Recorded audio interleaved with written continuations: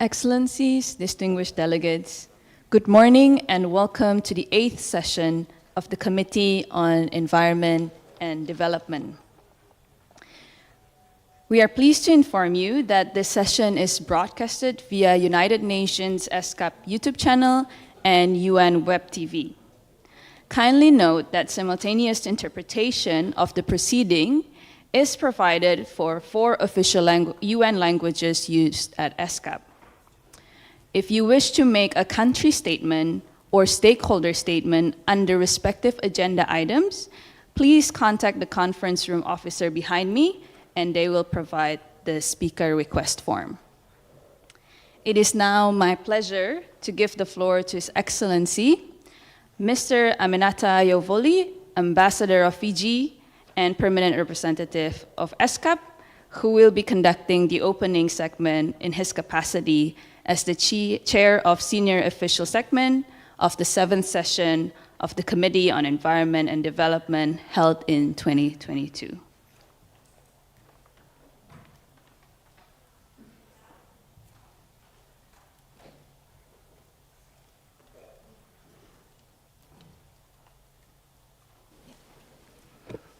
Thank you, MC. Excellencies, distinguished delegates, good morning to all those that are present here and viewing online today. I'm glad to be conducting this opening session as the Chair of Senior Official Segment of the 7th session of the Committee on Environment and Development. Please allow me just to make a brief statement. Excellencies, distinguished delegates, I have the honor to address the opening of the 8th Committee on Environment and Development in my capacity as Chair of the Senior Official Segment of the 7th Committee. The 7th Committee on Environment and Development was convened in Bangkok and online from 29th November to 1st December 2022 at the ministerial level. It was attended by delegates from 32 members of ESCAP, one permanent observer state, as well as representatives of UN bodies and specialized agencies and funds, and several non-government organizations. The result of the 7th Committee was the endorsement of the Ministerial Declaration on protecting our planet through regional cooperation and solidarity in Asia and the Pacific, and the Regional Action Program on Air Pollution by the 79th session of the Commission. These 2 outcome documents have created an important milestone to consolidate the work of the Secretariat and strengthen regional cooperation on climate action, clean air, ocean, nature-based solutions, sustainable urban development, and participatory approaches. Further, the 7th Committee adopted the terms of reference of the Technical Expert Group on Environment and Development and opened the membership of this group to experts nominated by the members of the Commission. I have had the privilege to work closely with the Secretariat in advancing the outcomes of the 7th Committee.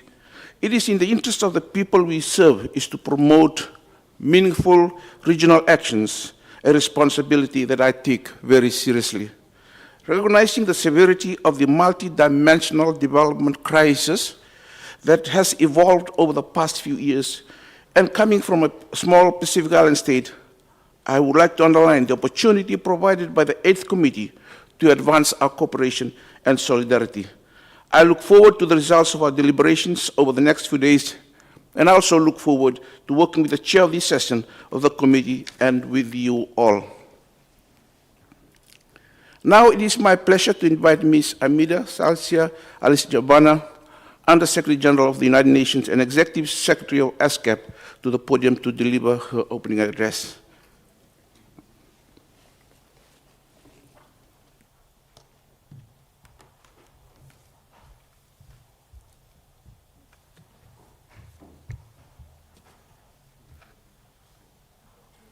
His Excellency, Ambassador Aminata Yovoli, Excellencies, distinguished participants, ladies and gentlemen, it is my great pleasure to welcome all of you to the 8th session of the Committee on Environment and Development.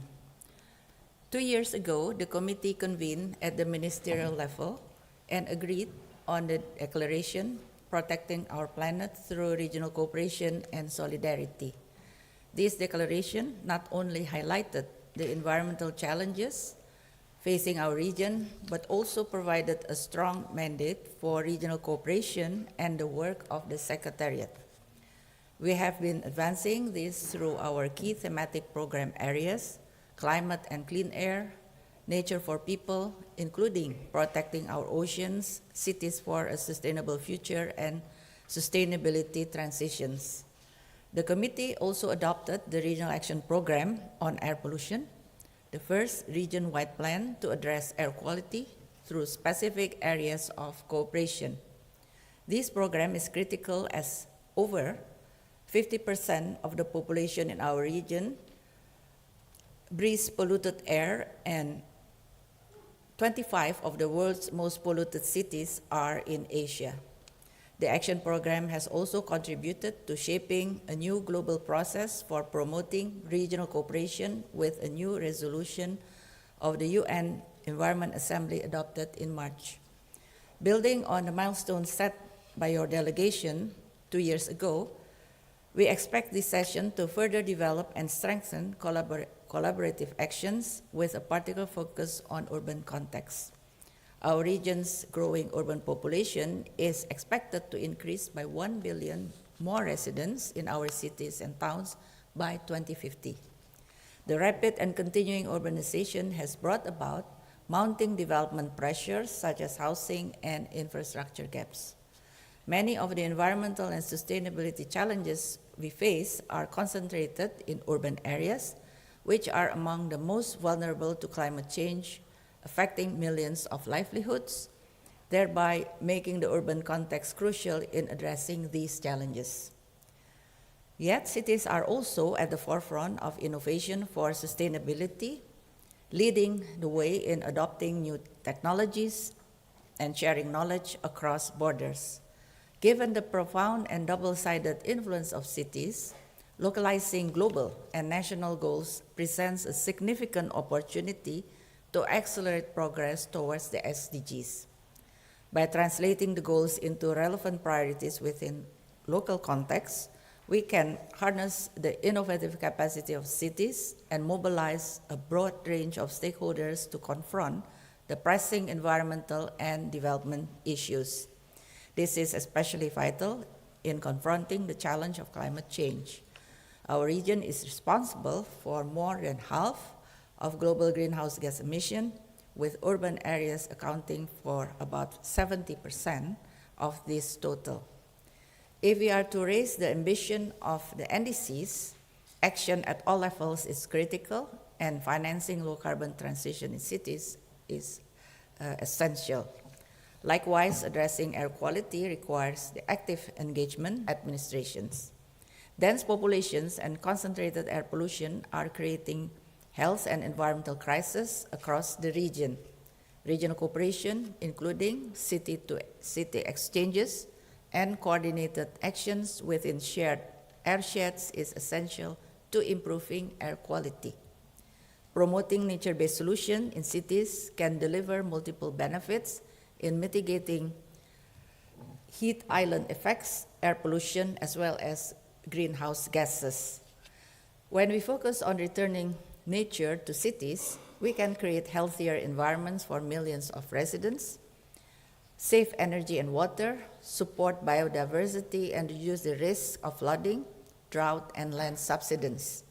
Protecting the ocean is a new and critical agenda of our region.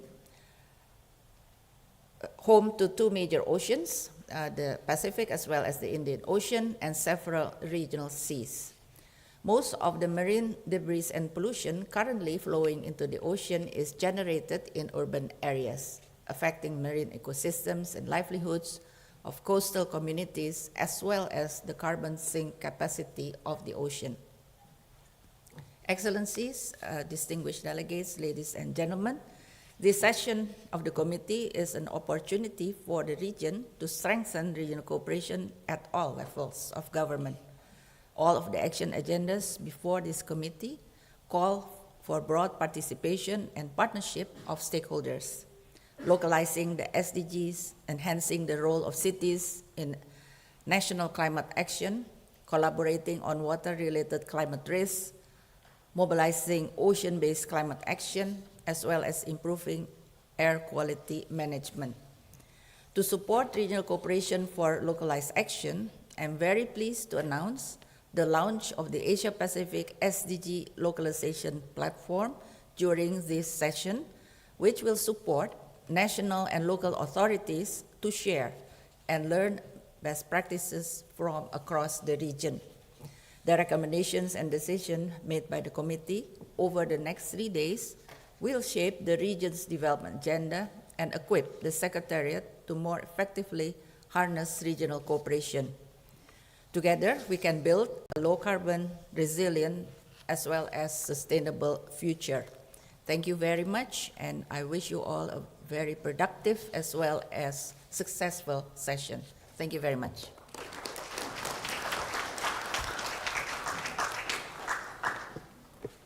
I thank Madam Executive Secretary for her statement. Next, I am pleased to invite Ms. Benadia Chandra Dewi, Secretary General, I hope I pronounced the name right, Secretary General, United Cities and Local Governments in the Asia-Pacific region to deliver her remarks.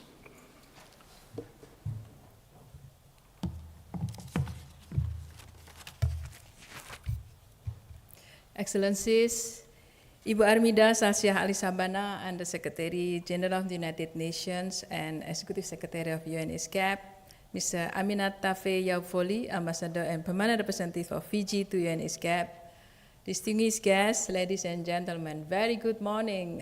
Sawadika, Assalamualaikum warahmatullahi wabarakatuh. It's really an honor for me to join you today on behalf of the United Cities and Local Governments Asia Pacific as the coordinator of Asia Pacific Local Governments Coordinating Body or APLG at the 8th Committee on Environment and Development.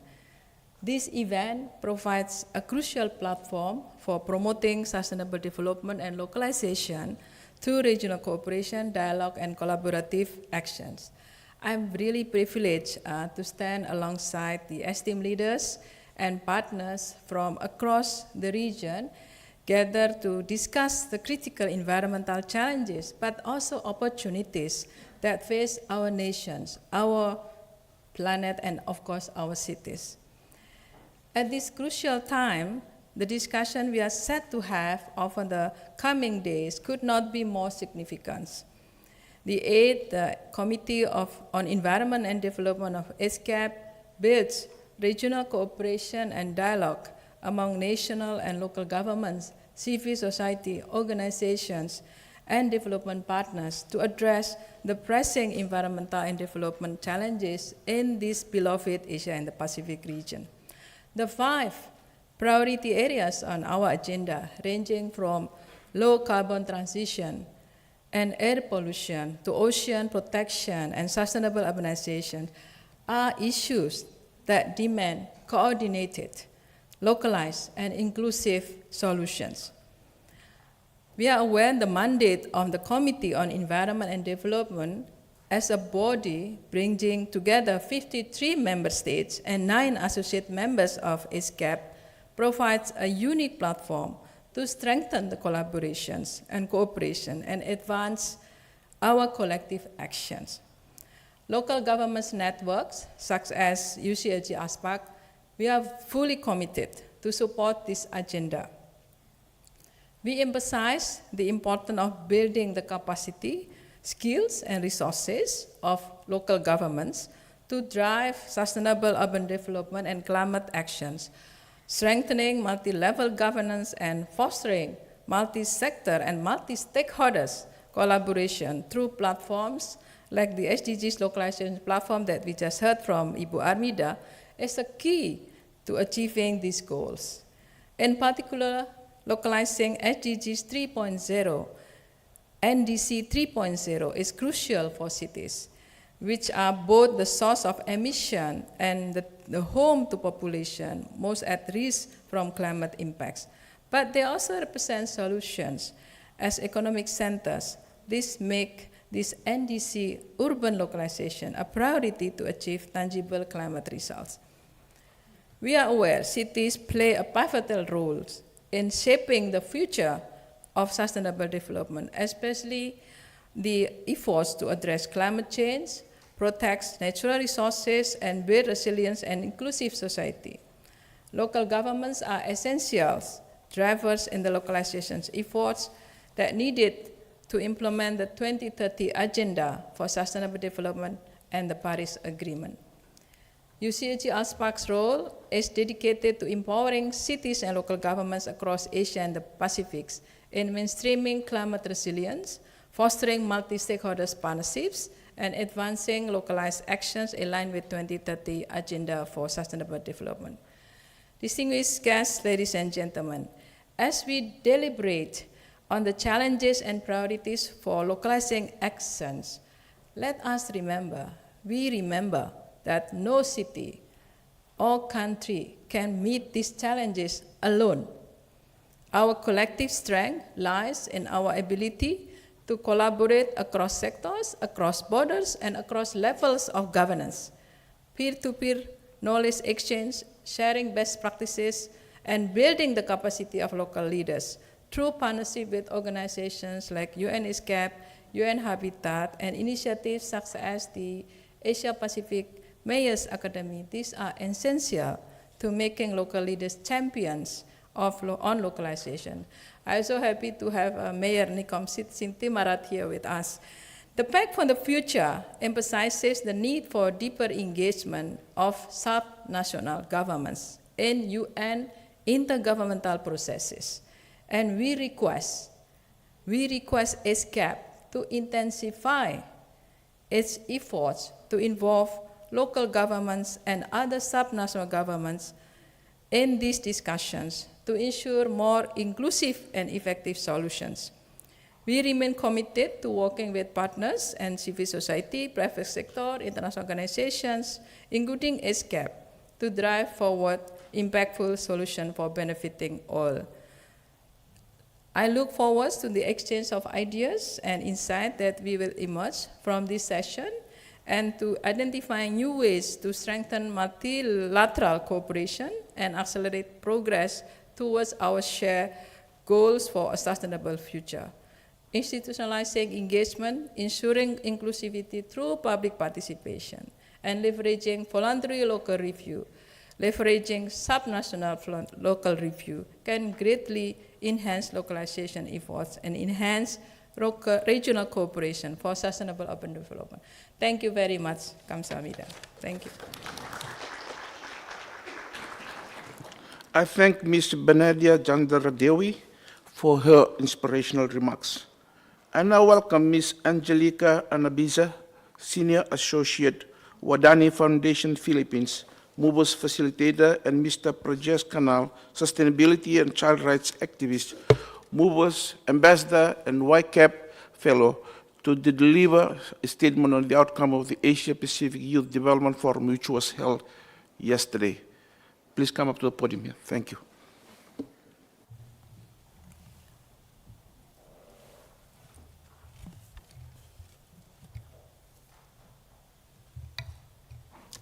Mabuhay. Namaste. We are delighted to participate in the 8th session of the ESCAP Committee on Environment and Development to represent the youth voices from the region. As a reminder, Asia Pacific is home to over 60% of the world's youth population, which is the highest number of youth and children in the world.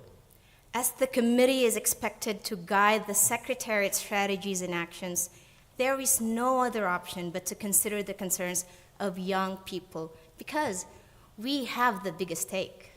Together with other vulnerable groups, youth across the region are disproportionately affected by climate change. Indeed, we have inherited a very strange world. We grew up stuck in traffic, breathing harmful air, never seeing a clean river, and risking our lives every time we cycle. We live in a reality where we measure success by the heights of our buildings rather than the green spaces around us or our connection with nature. And we grew up not being engaged in civic spaces and also losing hopes that things could get better. We are afraid waking up, not knowing if our loved ones are safe. This is our grim reality. But this is not the world we want. Together, we share this joint responsibility to make our cities inclusive, safe, resilient, and respectful of our natural and cultural heritage. As we stand here today, we speak on behalf of all the young people who engaged in consultations for this session, and this is the world we want.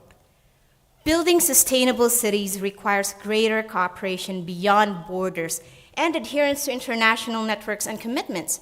However, it must be cascaded down and localized to every city's own potential, since cities play a crucial role in translating global SDGs efforts into locally achievable actions, of course, through closer interactions with citizens. That's why it also requires greater collaboration through public-private youth partnerships. We urge you to ensure meaningful and transparent partnerships with young people of all backgrounds and rebuild the trust that has been lost towards the decision makers while also creating a collective vision. Create official mechanisms for youth participation and representation at all levels, support youth-led solutions, and prepare us, the young people, for a future of work in a low-carbon economy. Finally, sustainable cities must be a place of inclusion and safety. Amid increasing urbanization, extreme weather events, and conflicts, we should guarantee the right to essential services to refugees, migrants, and other underserved communities. Technical support and funding must be prioritized for the most affected countries, cities, and of course, individuals. Again, the decisions in this session will have severe impacts on the future, on your future, on our future, and far beyond our lifetime. We refuse to sit idly while decisions are made about us, but without us. We also refuse to sit idly while decisions are lost in your politics of today, while our tomorrow requires immediate and effective action. We don't need you to let us participate in your decisions about our future. We want us, you and us, to make the decisions together. Thank you. Thank you, everyone. I thank the youth representatives for their statement. Excellencies and colleagues, thank you to all the speakers in today's opening session. We will now move to agenda item 1B.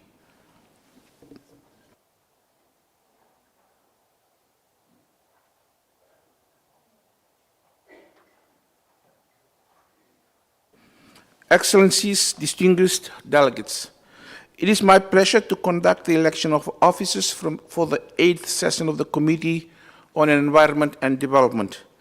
The Bureau will comprise a chair and 2 vice chairs. May I now open the floor for any nominations for the positions of chair and vice chairs. Mongolia, I recognize the distinguished delegate of Mongolia. You have the floor, sir. Thank you, Chair. My delegation has the honor to propose the following delegates to serve on the Bureau for the 8th session of the Committee on Environment and Development. As a chair, Ms. Nurliza Hashim, Chief Executive Officer, Urbanize Malaysia, Ministry of Local Government and Housing Malaysia as a chair, and as a vice chair, Mr. Amenetave Yauvale, Ambassador and Permanent Representative of Fiji to ESCAP, and Mr. Hyung-Sab Lee, Deputy Director General, International Cooperation Bureau, Minister of Environment of Republic of Korea. My delegation is confident that the distinguished delegates who have been nominated would discharge the duties efficiently and effectively for the successful deliberations of the committee. Thank you. Distinguished delegates, the delegate of Mongolia has nominated Ms. Nurliza Hashim, Chief Executive Officer, Urbanize Malaysia, Ministry of Local Government and Housing Malaysia as chair, and Mr. Amenetave Yauvale, Ambassador and Permanent Representative of Fiji to ESCAP, and Mr. Hyung-Sab Lee, Deputy Director General, International Cooperation Bureau, Ministry of Environment, Republic of Korea, as vice chairs. Would any delegation wish to second the nomination? I recognize the distinguished delegate from Bangladesh. You have the floor, sir. Thank you, Chair.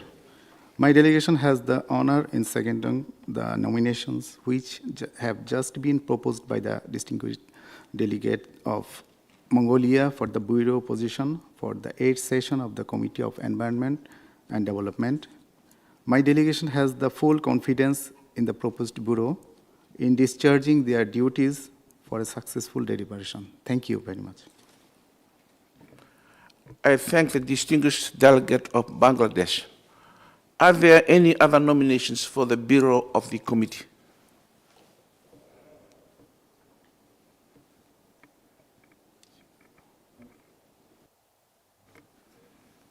I hear none. I thus have the pleasure to formally announce that the Bureau of the 8th session of the Committee on Environment and Development is composed of the following. As Chair, Ms. Noliza Hashim, Chief Executive Officer, Urbanized Malaysia, Ministry of Local Government and Housing, Malaysia. As Vice Chairs, Mr. Aminatawe Oboli, Ambassador and Permanent Representative of Fiji to ESCAP, and Mr. Hyung Sup Lee, Deputy Director General, International Cooperation Bureau, Ministry of Environment, Republic of Korea. Please join me in congratulating the newly elected Chair and Vice Chairs for their election.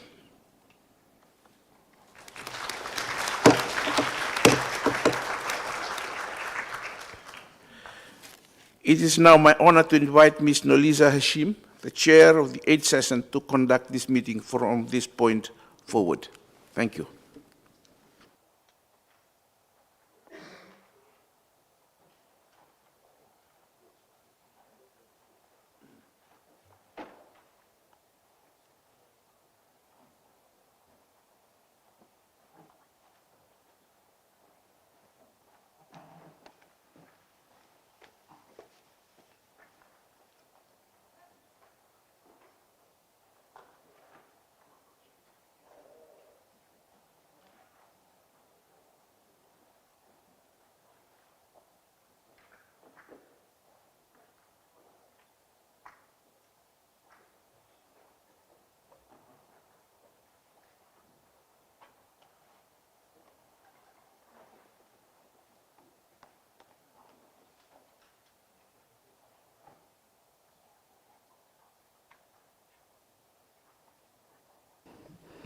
Very good morning to everyone. Excellencies, Ms. Amrita Salsia, the Executive Secretary of ESCAP, distinguished delegates, I thank you all for the confidence placed in me, together with the Honorable Vice Chairs and with the Secretariat's support. I shall discharge the responsibilities of the Chair to the best of my abilities. I would like to acknowledge and emphasize the importance of this committee's upcoming deliberations. The agenda before us focuses on some of the most critical environment and development challenges across our region, including how our cities and urban areas can be more inclusive, resilient, and sustainable. Many of the most urgent issues facing Asia and the Pacific, the effects of climate change, poor air quality, loss of biodiversity, and protection of our ocean intersect in the region's cities, and local solutions are essential if we are to ensure the region's growth can positively address these issues. While the challenges being faced across our region may vary by country and local contexts and circumstances, we know that effective regional cooperation can support the exchange of solutions and best practices that can be tailored to local conditions.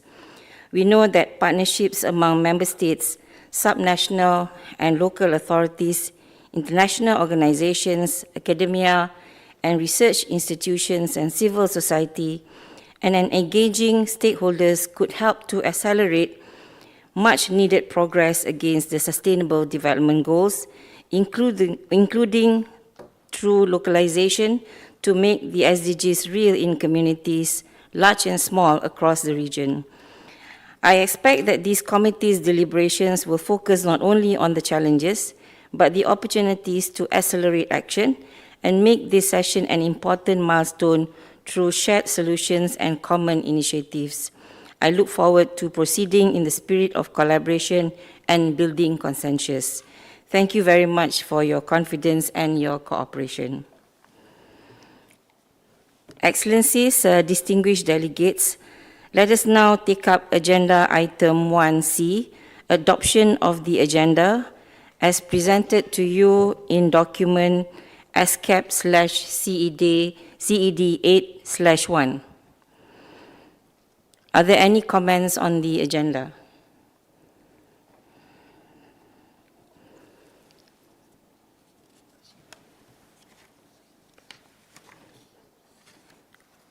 If there is no comments, the agenda is adopted.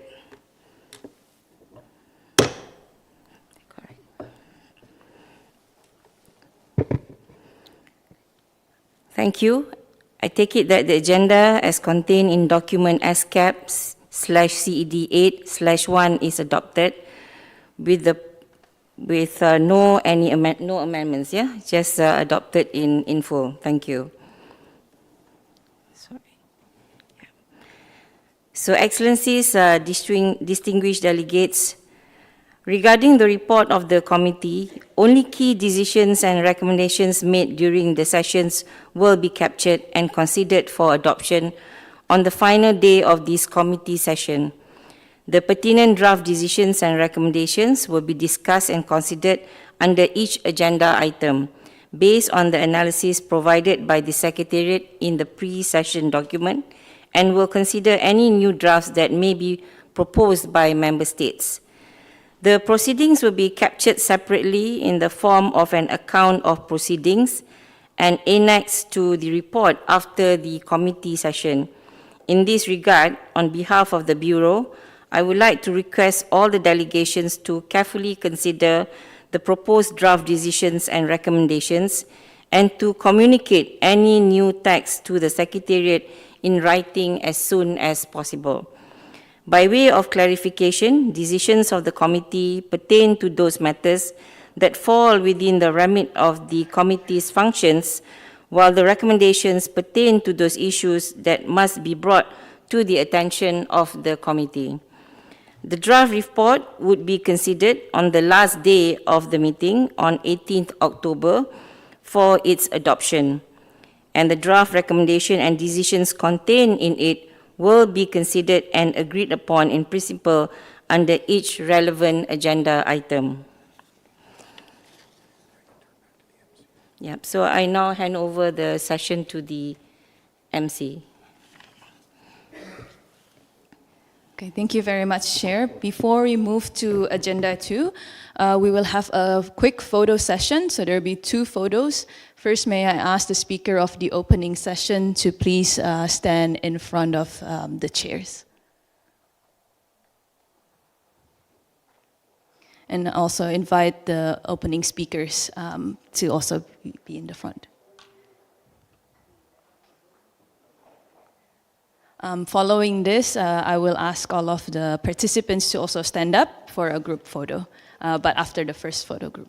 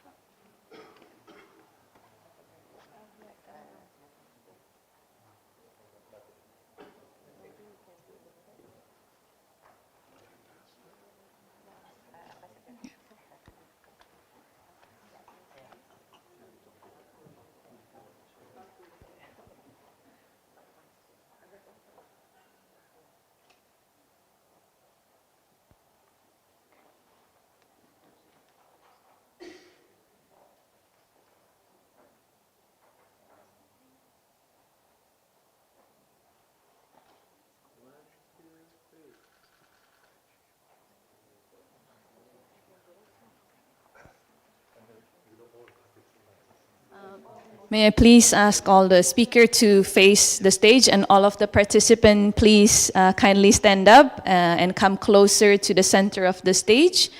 For a group photo, our photographer will be taking it all the way from the back, so please stand up, and if you can move closer to where the speakers are, so just scoot a little bit closer to the middle.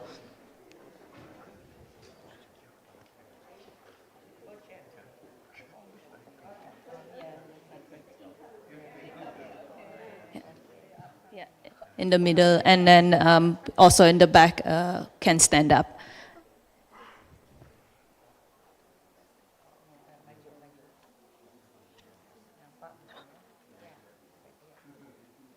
Please all smile for the big camera and eyes open.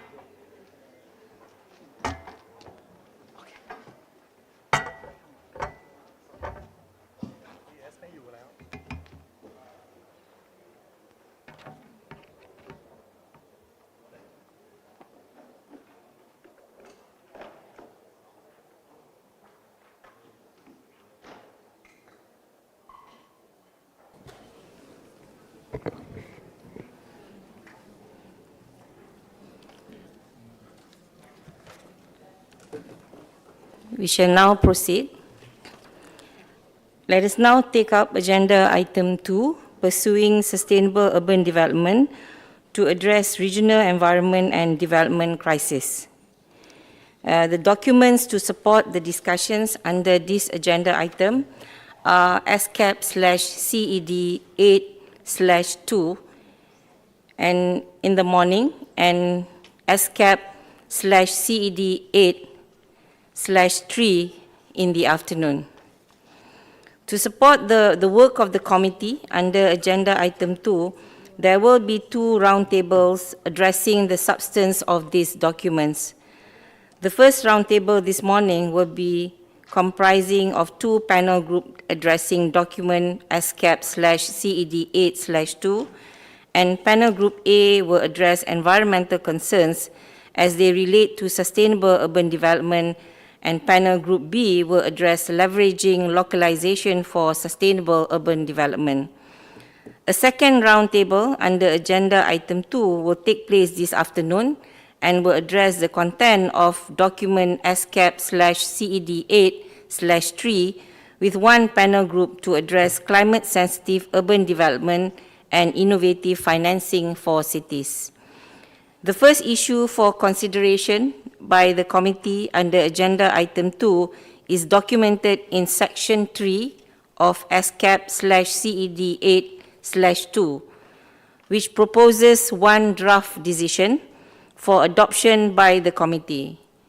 The committee will consider this draft decision at the conclusion of the second panel this morning, following the delivery of the statements. A second draft decision in document ESCAP/CED 8/3 under agenda item 2 will be discussed in the afternoon session. So I now invite the Secretariat to deliver a presentation on document ESCAP/CED 8/2.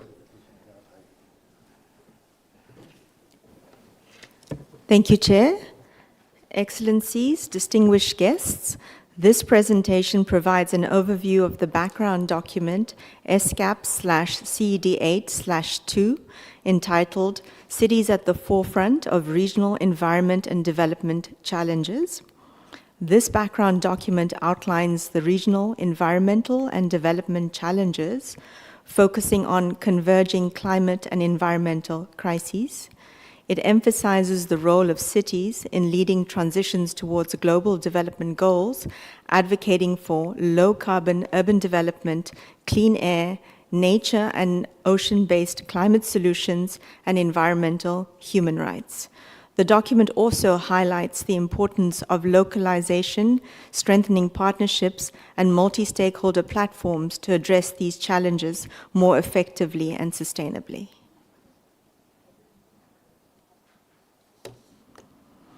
The ESCAP 79th Commission session of May 2023 focused on the theme, Accelerating Climate Action in Asia and the Pacific for Sustainable Development. There were 4 resolutions that year that significantly guide our work as shown in this slide. Resolution 79/6 was the result of the deliberations at the 7th Committee on Environment and Development, which adopted the Ministerial Declaration on Protecting Our Planet through regional cooperation and solidarity in Asia and the Pacific, and the Asia-Pacific Regional Action Program on Air Pollution.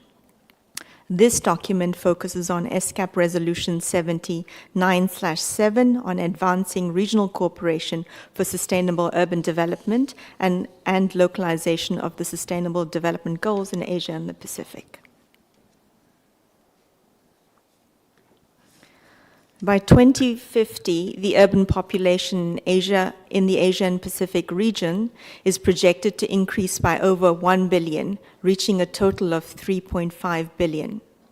This rapid urbanization will significantly impact infrastructure and resources, necessitating comprehensive planning and sustainable development strategies. Currently, cities contribute over 80% of the region's GDP, but face increasing shortages in housing and basic services. Environmental degradation, pollution, resource depletion, and rising living costs are also major concerns. Social inequalities and informality in cities are growing, disproportionately affecting women and girls, who make up 80% of those living on less than $2 per day.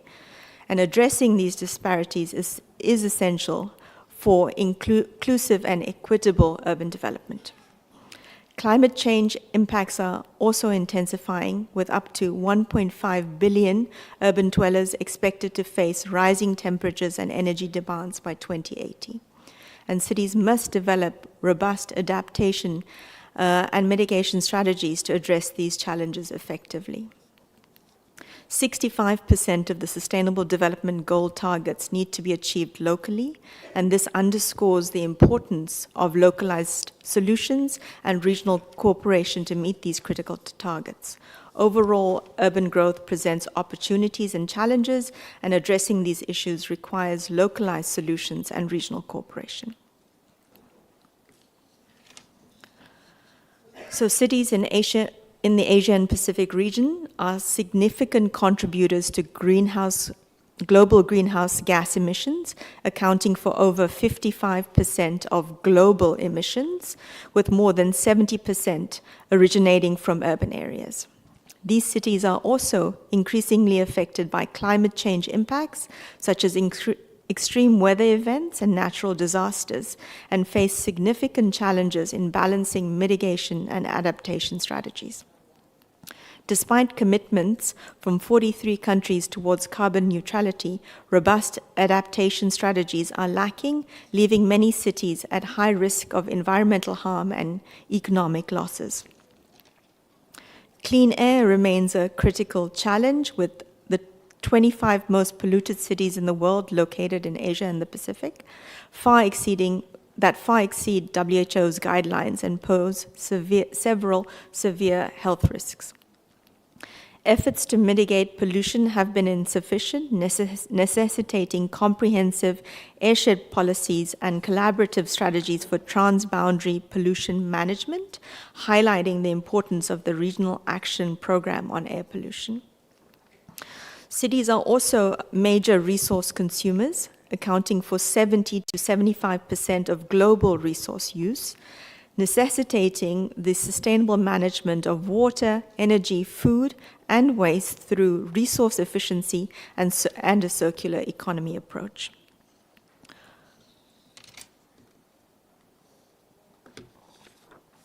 The document also provides several key recommendations for promoting localization to address environmental challenges in Asia and the Pacific region. Localized approaches are crucial for creating resilient and environmentally friendly urban environments. By adapting global goals to local contexts, cities can enhance the relevance and the effectiveness of solutions, building a sense of ownership among local stakeholders.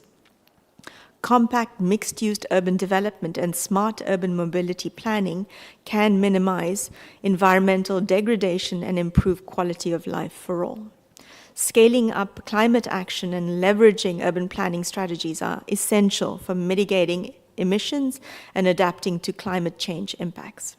Strengthening and transforming localization to support inclusive and integrated urban development and incorporating environmental protection is essential to move forward.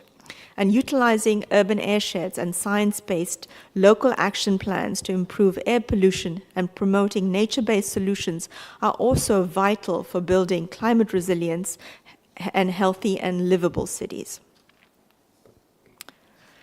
So safeguarding oceans and coastal ecosystems and promoting circularity and local stakeholder engagement in waste management and supporting integrated urban development is crucial. Strengthening policy, governance, and financing at the local level is also necessary to support sustainable urban development and climate action.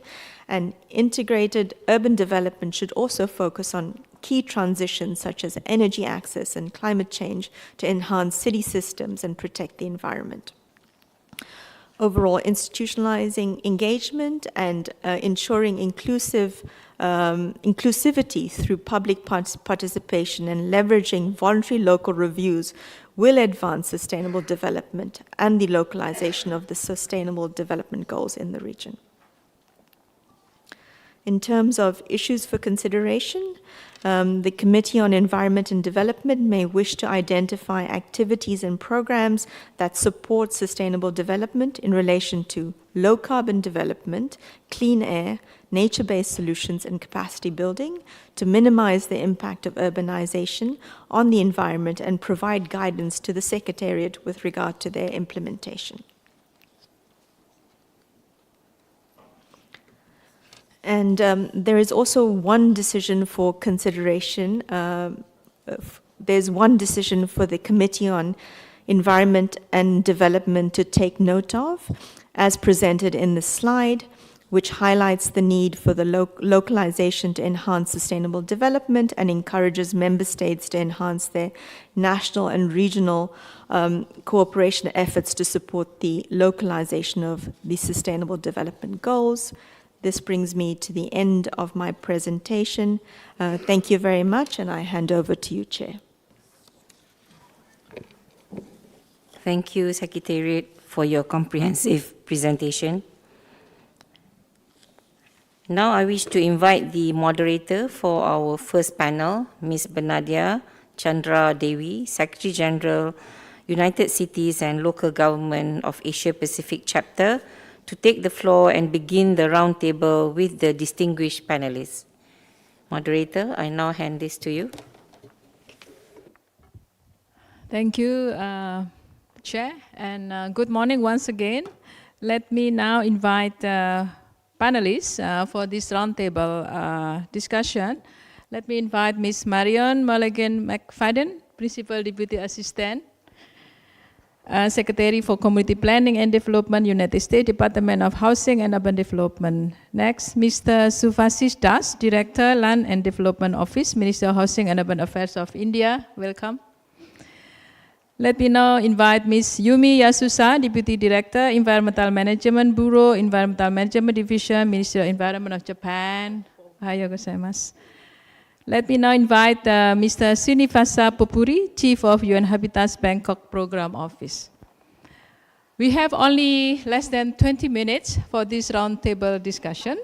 So I hope you all can answer precisely within 5 minutes. Let me go now to first panelist, Ms. Marion. To navigate the development and environmental crisis, what policies and strategies have been most successful in making homes, communities, and cities healthier, safer, and more resilient, but well as also assessing significant greenhouse gas emission reduction in the United States. And as we have to build inclusivity, how can public feedback be incorporated in policy making to improve the delivery of large-scale programs for housing, community, and economic development? Please. Thank you so much. It's an honor to represent the United States, the Biden-Harris administration, and the U.S. Department of Housing and Urban Development, HUD. Our office provides approximately $10 billion annually to localities and to nonprofit organizations to do community development, to build affordable housing, to address homelessness, and to fight climate change with the urgency that it requires. I look forward to sharing several of our strategies, but I will go quickly. We come from different places around the world, but we share common goals, including making homes, communities, and cities healthier, safer, and more resilient. We are working to do that at scale. Rising up to the challenge requires collaboration from all stakeholders. So we are working with the public sector at all levels of government, with civil society organizations, community members, international partners, and individuals and families in order to bring the best minds to solve these challenges head on. In the United States, we've seen an increase in the frequency and intensity of disasters. Last year, we had more than 28 individual disasters causing at least $1 billion of damage. And this year, we've had 20 already, including hurricanes in the last few weeks. The impacts of disasters in the United States, as in many places, have the worst impact on the people of the lowest income, in part because their homes are located in places that are known to be dangerous, such as to flooding, and in part because of the quality and condition of their homes. We know that the moment to act is now, and the Biden-Harris administration has committed historic levels of resources. We are providing grants and loan guarantees to ensure conservation, clean energy, and environmental justice. New resources have created hundreds of thousands of new clean energy jobs, lowered energy costs for families, while delivering cleaner air and water for communities across the country. HUD's mission is to create strong, sustainable, inclusive communities and affordable housing for all. That's why we've made strong commitments to address climate change through our Climate Action Plan. I'd like to talk about several strategies that HUD is using to ensure safer communities. First, we are prioritizing community engagement in the provision of our funds. We ensure that there is a local planning process where communities address their market conditions, their affordable housing barriers, such as land use policies, and address their deteriorating infrastructure. We require the consideration of foreseeable climate risks, particularly for low and moderate income populations. Through community engagement, we invite community members to shape how these funds are used. We've developed a series of tools for communities to inform their public engagement processes and planning, which are available for free on our website, and we invite others to take a look if this is of interest to you. We are supporting regional and collaborative approaches to sustainable development. We know that disasters do not stop at borders. Adopting regional approaches to shared challenges allows for increased capacity, information sharing, pooling of resources, and scaling of local strategies. In particular, we have been bringing our states together to look at their pre-disaster housing state so that they are better prepared when the worst disasters happen. Doing silo busting can be a challenge. Even within states, we are introducing people who work on emergency management to people who work on housing. We have found that creating cohorts of communities with similar challenges and providing a space for guided peer-to-peer collaboration and information sharing has significantly improved sustainability and disaster recovery outcomes. We are sharing best practices in addressing challenges such as extreme heat and flooding with communities. We know that solutions can be affordable, such as using green infrastructure and plantings to address some of the biggest challenges. We're providing robust technical assistance to our communities on infrastructure at the community scale as well as at the building scale. And finally, of course, we're providing substantial amounts of funding in order to make these investments meaningful. Through our Green and Resilient Retrofit program at HUD, we've dispersed $837.5 million in grant and loan subsidy funding, and we have up to $4 billion in loan commitment authority for apartment buildings that have an ongoing relationship with our department so that they can invest in energy generation, utility efficiency, and climate resilience strategies. Thank you. Thank you very much. Give applause to Ms. Marion for a comprehensive sharing. Thank you so much. Let's move now to India. Mr. Dash, given India's growing urban population, how can cities address challenges related to tenure insecurity to ensure equitable access to land and housing for all urban residents? You may also address strategies. How can cities implement those strategies to optimize land use and prevent urban sprawl while ensuring sustainable development and access to green space? You have 5 minutes. Hello. Thank you so much. Honorable Chair, distinguished guests from member countries. I represent India. I am representing on behalf of Ministry of Housing and Urban Development, Government of India. As rightly said in the agenda, that to safeguard the hard-earned economic and social progress made in Asia Pacific region. This is the most striking line which I found in the agenda. So I'm beginning this small deliberations with this line. So we've seen a lot of Himalayan floods, South Asian floods, and Asian heat waves in last 1 year. So increasing vulnerabilities is definitely a reality. And the rate at which India is urbanizing, it is expected that by year 2030, our population, urban population would be touching 600 million. And not only the urban population is rising, our cities are also growing. The billion plus cities, we have around 53 number as on date. It's expected that it will be rising to around 87 by 2030. So based on our NDC targets, if we see, we have a huge challenge in terms of developing our cities in a planned and sustainable manner. Not only this million plus cities, but we have census towns, which are new urban agglomerates, which population is more than 5,000 plus. So there are 4,300 such cities which are newly upcoming urban sprawls or cities and towns, which we prefer to call census towns. So these towns are basically, it provides such a new opportunity to start de novo scientifically planned and sustainable development. Complex city models like high density, mixed land use, those kind of principles can be very much started in these small towns. Out of the total global energy emissions, maximum emission is from housing. So if we see our housing stock, about 70% of the housing stock is yet to be built. In next 2 decades, we are going to build another around 70% of the housing stock, which will entail one of the greatest lot of emission from greenhouse gases in terms of urban materials. So demand intensive building materials will double and cement consumption will also be double.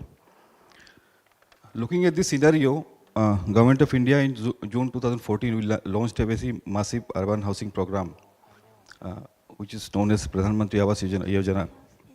And in urban sector, we have sanctioned more than 11 million houses. These are mostly for urban poor as well as middle class. More than 11 million houses were sanctioned. 8.7 million houses are complete as we speak, and some 2.8 million houses are yet to be built. Now, when we talk about these houses which are yet to be built, we incorporate a lot of traditional knowledge, indigenous knowledge. We organized conferences, conclaves to identify indigenous technology, and around 80 technologies from all over the country were identified. And these technologies are being incubated in various institutes as we speak.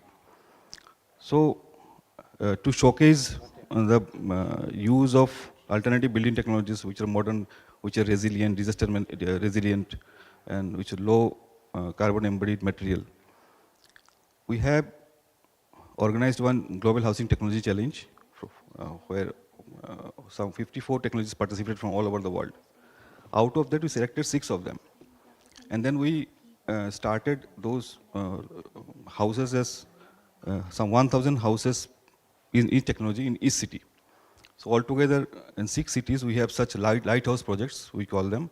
They are basically live laboratories. Anybody can visit. Okay, you can visit.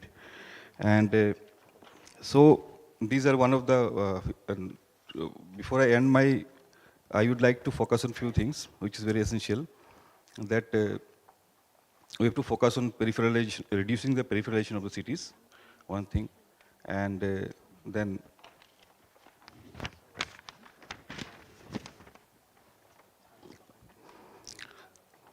de novo planning for these new urbanized centers, and then localization of indigenous technology. With this, I would like to end my speech. Thank you. Thank you, Mr. Das. Let's give applause to him. Thank you. Let's now move to Japan. The Ministry of Environment of Japan emphasizes on air pollution control and sustainable development. I know you have a lot of best practices on how to integrate air quality management and pollution reduction strategies into urban development plans to ensure both environmental and economic sustainability. And how can multi-level governance be strengthened to support localization, increase financing, and build the capacity of local governments to enhance air quality management and pollution reduction strategies. And hope those strategies can be implemented also in many Asian cities. You have a floor. Okay, thank you very much. Good morning, everybody. My name is Jimmy Yasuda from Ministry of Environment of Japan. Thank you very much for giving me this opportunity. Okay, let me get back to the points. What is the best practice for integration air quality and management and pollution reduction strategy? The simple question is very simple. We believe integrating many cross-cutting practice. So what does it mean for cross-cutting practice? Let me add on some explanation quoting from Japan's initiative, which means MOEZ initiative. And likewise, other countries, our central government and local governments, central government and local governments, they have the different laws, showing the national-wide direction in the central government, and also the local government is to more than implementation, nearly implementation action, and following the national-wide direct. And it is in the general, the role of the city in general. And my presentation might be a bit mixed because I'm from the central government, but I really hope I can be focusing for the local government issue, focusing in international cooperation point of view, which is my OAR. All right. MOEJ, Ministry of Environment, Japan's international cooperation on air pollution consists mainly of 3 parts. What is the first one is funding international network like EINet, ESCAP, or Clean Air Asia. Second one is promoting the co-benefit approach. As a bilateral cooperation, we are working with Vietnamese and Mongolians, as well as some Central Asian countries. And also city-to-city collaboration scheme, we have it. And third one is a contribution for international science institution, namely ESCAP, the International Institute for Applied Systems Analysis, based in Austria. And just let me explain a bit more about the ESCAP. Actually, they have been working research urban air pollution and its impact. The work highlights the complex challenge cities face in managing in air quality, especially for urban area, which continue to grow up very rapidly. One of the year's key contributions is the greenhouse gas and air pollution interacting synergies. We normally call it GAINS, GAINS model, which many scientists and policy advisors are using now. I believe it. So let me deep into the content-wise a bit more one by one. Okay. With just some key which we are focusing on. Just holistic approach. Number one important point is holistic planning. Integrated air quality and climate goals, cross-sector collaboration, which I mentioned previously.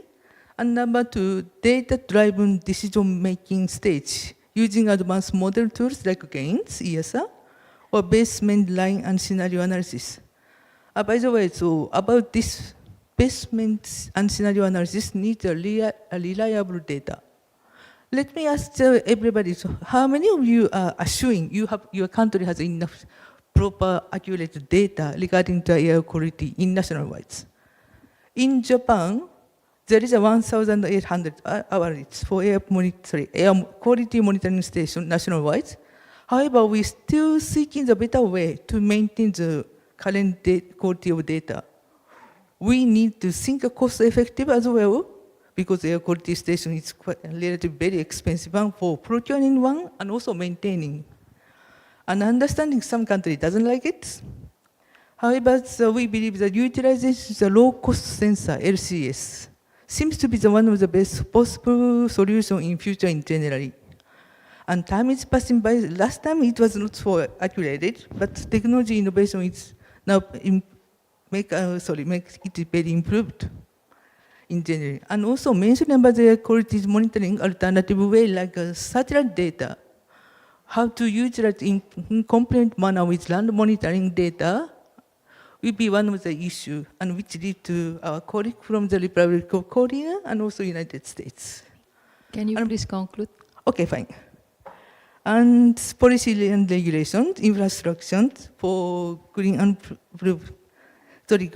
blue infrastructure and sustainable transportation manners. And give me a bit more than 2 minutes, please, because I need to highlight one more thing about the public awareness. Some scientists are stating that household activity greatly contribute to GHG emissions. So public awareness is quite important, we believe it. And last week, I happened to know I visited for the Niigata Prefecture, which is the side of the, so facing for Korea and Japan Sea.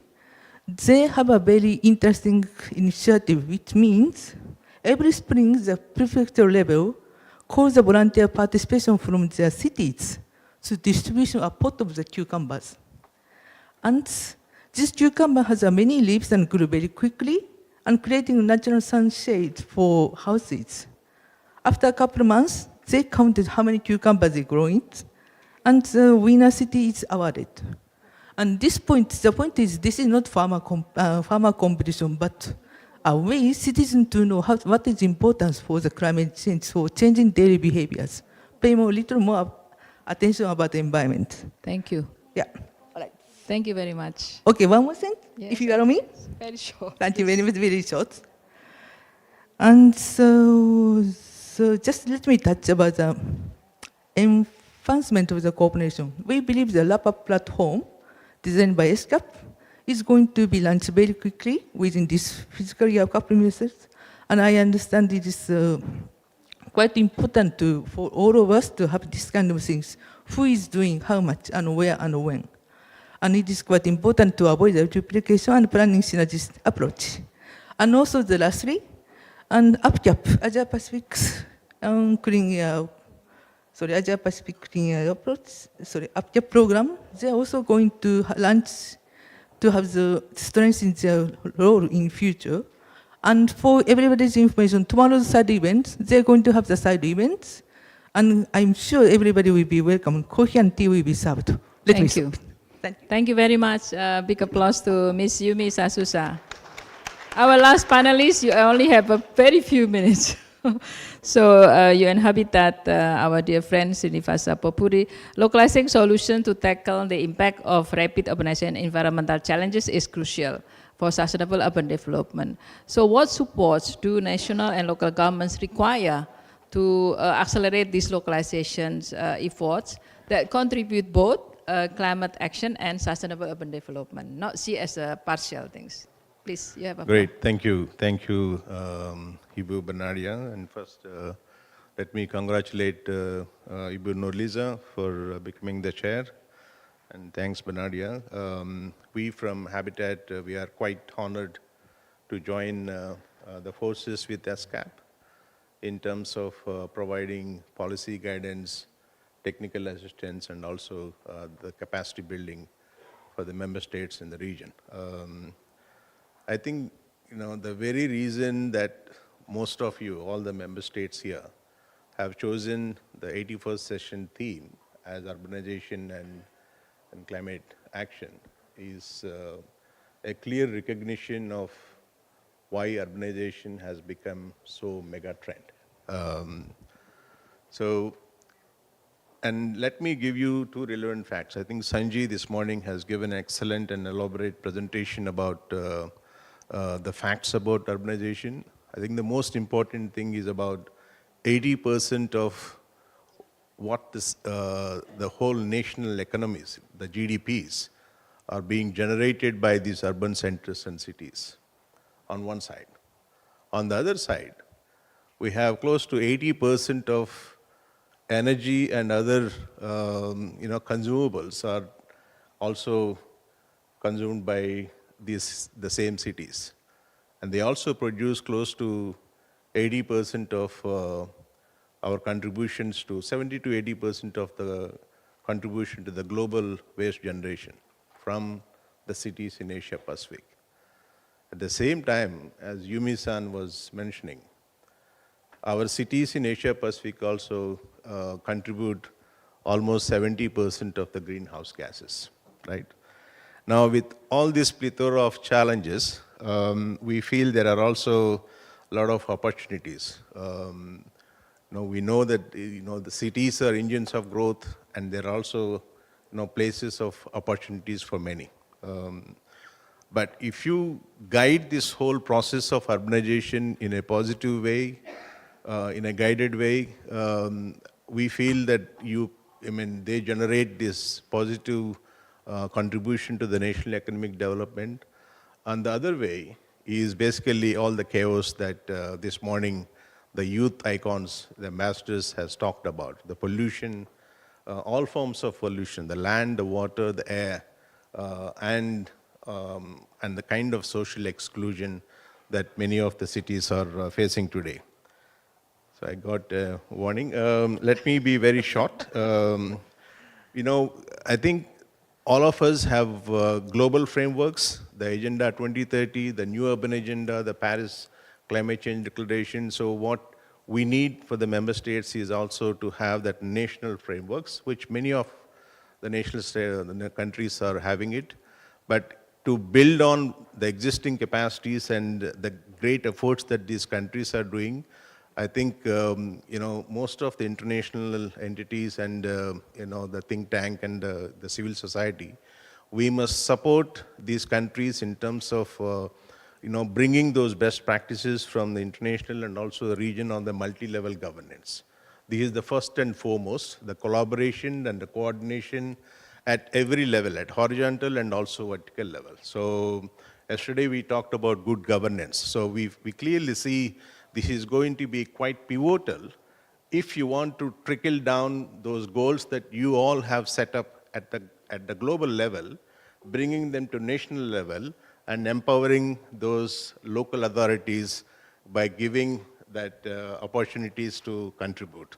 The second is about integrated planning, especially the urban planning. We feel the whole planning is core part of the entire process of urbanization. And the third is about the data and the evidence. This is where we feel if you have good data and good evidence by creating the voluntary local reports and city development strategies with a clear action framework that ESCAP and Habitat has come out, we feel the mayors and the cities can actually lay out the vision, ensuring that all the aspirations of those people is kind of catered back to them. And then finally, yesterday the Thimphu mayor was talking about how the leaders should embrace all walks of life in terms of ensuring social inclusion, leaving no one and no place behind. And the message from the youth ambassadors also very clear. If you don't involve them, if you don't involve the youth, the women, the children, it's going to be quite challenging and chaotic. And we have seen the examples in the region. Finally, we also should take opportunity not to shy away from talking about some of the elephant in the room. Yes. We all know it, but we don't really talk about it. Yes. The cities are sinking. That's because many of us are exploring the water as if there is no tomorrow. Yeah. So I think the preventive approach of planning is basically to ensure every citizen get piped water. you. And so that, you don't really cause the land subsidence. Thank you. Similarly, the exploration of the natural resources. I think this is one reason why ESCAP and Habitat with UCLG, ASPAC and others have launched these sinking cities. So I think it's so important. And I finally, really need to stop you. two more points. I The other hope, one it's is okay about... to have a few more minutes, yeah, but let's stop. Just 1 minute. The other major issue that people do not really talk about is also about, the characteristics of the European urbanization is now visible in most parts of Asia. I think, in terms of, villages being emptied, many people flocking to the cities. At the same time, if you see, the singleness in the most parts of Asia, having a lot of family planning issues. So these are the aspects that we really have to think about. Thank you so much, and I apologize that I have to rush every panelist here because of the time limitation that we are given. But please join me to give a big applause to Srinivas. Every panelist has been excellent, and let me just provide a brief summary here. I think it's very clear that we need a strong collaboration, and we can hear from each panelist the importance of collaboration, cooperation, multi-level governance with the different stakeholders, national and local governments as well, and also highlight the importance of integrated planning and as well as a database, then data that need to also be provided. But overall, we need to have regional collaborations in this Asia Pacific. So let's continue to have a good works, and thank you once again, and give a big applause again to all the panelists. Thank you, and I like to give the floor to our Madam Chair. Thank you. Sorry that I have... Thank you very much, Ibu Benadia. And I also want to thank all our distinguished panelists. Apologies for rushing through the session, but I think it has been a remarkable sharing of experience as well as challenges and best practices. In view of time and also to make the session more efficient, we will now go to the second roundtable. And with that, I would like to invite Ms. Diana Torres, Regional Governance Advisor, United Nations Development Programme, to take the floor and conduct the second panel roundtable with the distinguished panelists. Diana, I hand this over to you. Thank you, Chair. Good morning, everyone. It's, on behalf of UNDP, it's my great pleasure to be moderating the second panel today under the title of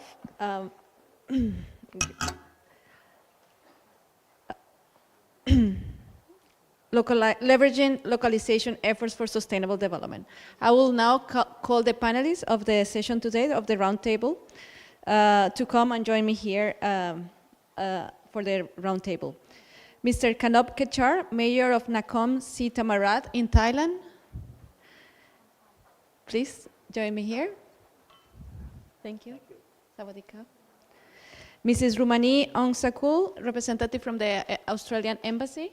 I think you can sit here, yes. Yeah.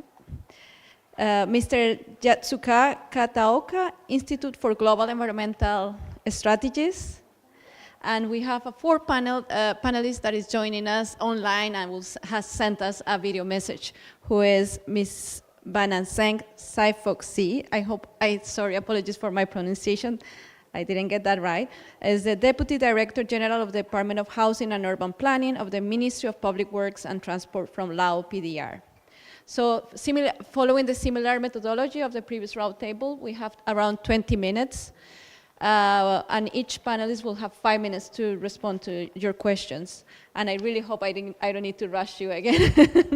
So really asking your discipline with the time management. We'll start with Kun Kanop Kechar. So we would like to hear how has Nakhon Si Thammarat in Thailand enhanced its urban resilience to frequent flooding?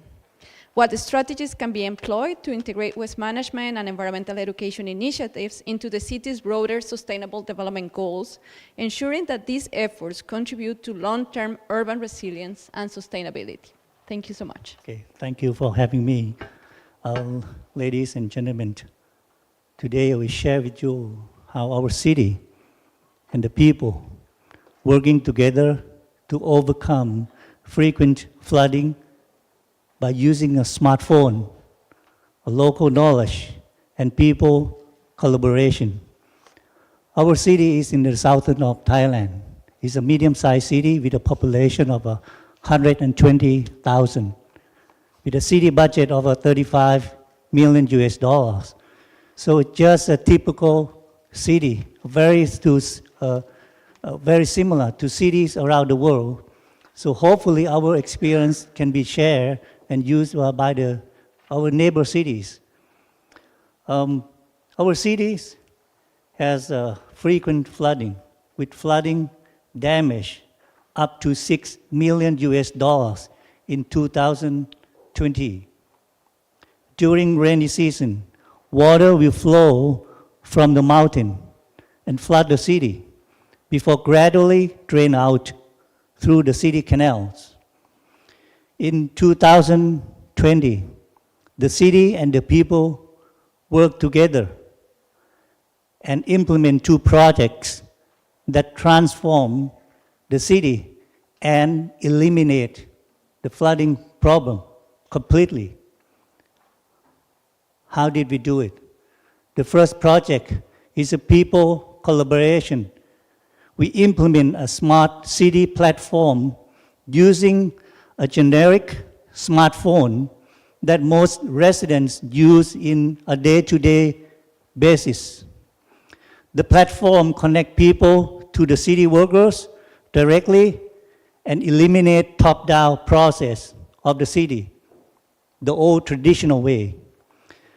The concept is simple and straightforward, but implementation is fairly challenging in terms of users, our residents, and in terms of city workers who are getting used to the traditional way of doing things. However, we overcome these challenges by implement this concept. The resident will report city problems, sensitive flooding area, water blockage locations to the platform, and the city worker will go out and fix the problem in 48 hours. That's the commitment of the city to our people. And by doing so, the 48-hour commitment gains people trust and join the platform. In the last 3 years, we have 80,000 members joining the platform. That's more than 70% of the city residents, with 2,000 high school volunteers to help with the residents that don't know how to use the smartphone and the digital platform. And so far, we have fixed 28,000 complaints already. And people are very happy with this platform. The second project is the early disaster warning system. The city installed 150 cameras to track water flows and water levels around the city and up in the mountain, so the residents can have time to prepare for the big mass of water that coming to the city. We have 8 hours as a golden period to prepare. All the residents can get this crucial information visually in real-time fashion. That's the key message. If you can look in your smartphone and you see what happened around the city, up in the mountain in real-time fashion, then they can respond quickly with the local knowledge to the potential flooding in a timely manner. In the last 3 years, we have some local flooding, but no flooding damage at all, and no need for flood compensation from the government. In conclusion, the key success is people collaboration and implementation of low-cost, robust, and easy to use technology. Thank you. Thank you so much, Kunkanop Kechar. This is a brilliant initiative on people-centric approaches and using local solutions for preventing flooding. That was fantastic. Thank you so much. Now we move to Australia. We have Mrs. Rumani, who we will be asking you to share your experiences on how we can strengthen localization efforts to scale up nature-based solutions to enhance cities' climate resilience. What role can multi-stakeholder participants and partnerships, such as those facilitated by the Mekong Australia Partnership, play in integrating local knowledge and practices into the broader regional efforts to achieve sustainable development goals in water, energy, and climate sectors? Over to you, 5 minutes. Thank you. Thank you, Diana, and good morning, everyone, and thank you for the invitation for Australia to share our work with you today. For the first questions on strengthening localization efforts to scale up nature-based solutions, I will base my response on the program we are working to enhance application of nature-based solutions for climate-resilient urban development in Mekong sub-region countries. So our program has been in place for around 3 years already. It's been implemented by our experts from the Water Sensitive Cities Australia. It's a research unit within Monash Universities. And we've been partnering with the 4 Mekong sub-region countries, so Laos, Cambodia, Vietnam, and Thailand.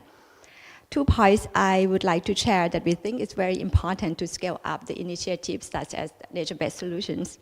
First is things that you've been mentioned many times in this conference, the importance of building the norms of working together. So the water-sensitive urban planning and design provides an integrated platform for hybrid infrastructure solutions that is also combine engineering with nature and non-structural solutions. We know that nature-based solution can offer a range of benefits, but to achieve that, it really requires us to work together. For example, if you want to create an urban wetland park, you need to make the Department of Drainage of the cities to work with the Department of Environment who take care of the parks. In one of our case studies, a network of canals connecting public and private ponds. In order to make it work, to help the cities become resilient, these ponds owners will have to share their resource and plan together. So it sounds very simple, just like what Kun Kanop says. Mostly the concept sounds very simple. You have to work together. But it's really not an easy task in operations to practically integrate designs and resources. But we really need to make this practice become a norm. A norm of working together should be like a normal thing. We have to think about the internet connections we have to each other. And we think that through this way, it will lead us to the transformative change at last. The second critical point is how to make nature-based solutions and integrated solutions attractive to decision makers. So we now know nature-based solutions are technically and financially feasible. We have done cost-benefit analysis, and it always shows that it's worth doing it. The challenge still remains to make it become part of the pipeline programs, to make it in the plan and eventually be constructed. So for our program, we have done several things that we think it may work to make it attractive to decision makers. First, we try to align the initiative as much as possible with the national and cities' agendas, policies, and plans. We aim to contribute to existing efforts of each localities. If you already have a park renovation in your pipeline, for example, we would talk through with the cities on making that park also a flood protection facilities. Second, we support hybrid approach. So the city has long been invested in conventional infrastructures. Introducing nature-based solutions is not about abandon those, but we try to recognize, grace, and focus on how green infrastructure could enhance system effectiveness. And third, we integrate income generation benefits into nature-based solution designs. For example, an urban wetland can that can protect the city from flood, can also have a high potential for tourism. We are testing this approach, and we hope that you could share your thought as well. I still have Perfect timing. Okay, thank you. Thank you. Let's give a round of applause, please, to Ms. Romani for her excellent sharing and reflections around nature-based solutions. And now it's time to move to hear the reflections from Ms. Yatsuka Kataoka from the Institute for Global Environmental Strategies.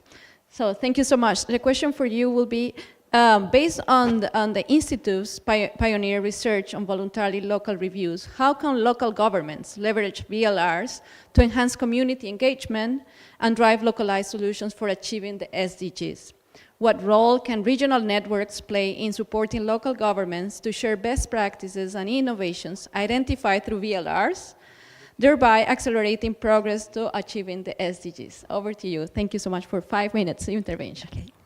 Thank you very much, moderator. And dear all distinct delegates and participants, thank you very much for giving me an opportunity to share our thoughts at this important occasion.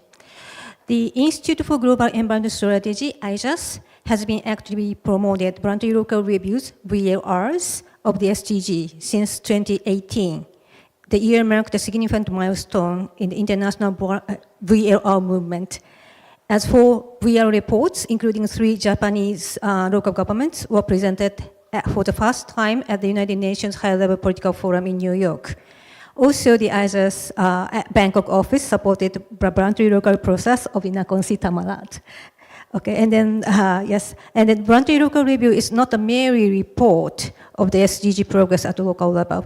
It's a dynamic process for monitoring, evaluating, and reporting on the progress of the SDGs and sustainable urban development at the local level. However, the process does not end with the review and reporting. The true value of the voluntary local review lies in its ability to engage local stakeholders in its process and drive meaningful change. It serves as a critical tool for cities to translate insights from the review process into concrete policies and actions, thereby advancing the creation of a truly sustainable society. An example is the Shimokawa town in Hokkaido, Japan, which conducted voluntary local review in 2018. The process was highly participatory, with resident and government members convening over a dozen times to envision what Shimokawa should be like by 2030, and to develop project ideas to achieve this vision. The outcome of these discussions were integrated into the town's comprehensive plan, it's a master plan of the city, known as the Shimokawa Vision for 2030, with several initiatives addressing social, economic, and environmental local challenges. Notably, specific achievements have already materialized, such as the emergence of new projects initiated by the women's group, inspired by participants in the voluntary local consultation process. And then for the second questions, we recognize the critical role of regional networks in providing political technical support for localization.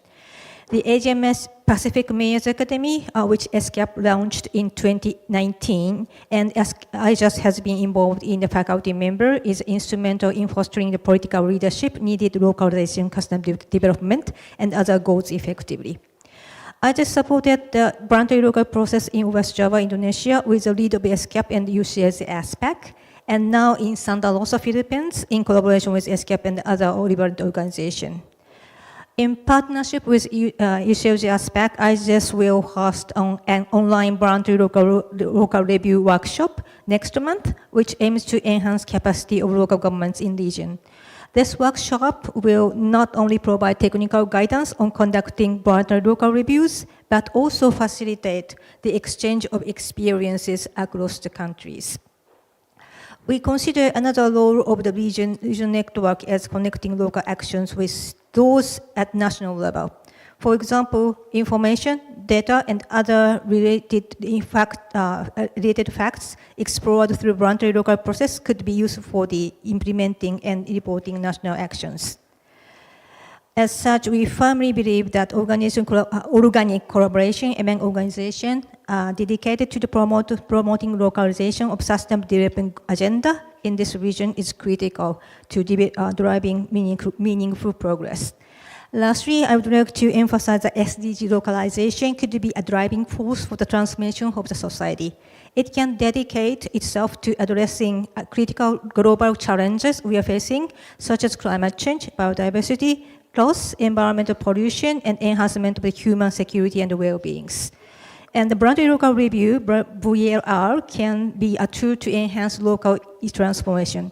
VL could be served at the local NDCs if it's well-integrated elements required. So this is the end of my speech. Thank you very much. Thank you so much. Please, let's give a round of applause to Mrs. Kataoka.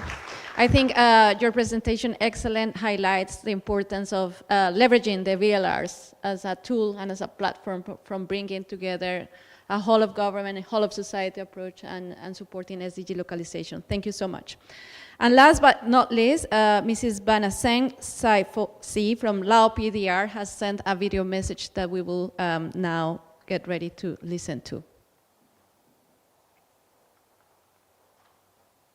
สบายดี Distinguished Excellencies, esteemed guests, and members of the 8th Committee on Environment and Development.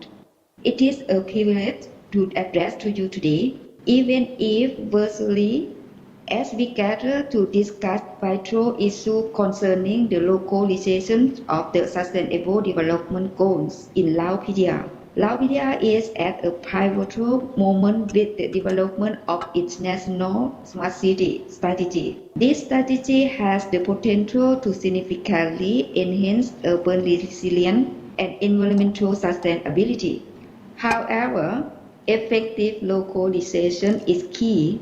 Its region in Lao PDR face unique urban challenges, be it in managing water resources, addressing air quality, or responding to climate impacts. The Ministry of Public Works and Transport, we have initiated various strategic efforts, including the strategy of housing and urban planning for 5 years and a focused approach to sustainable urban development.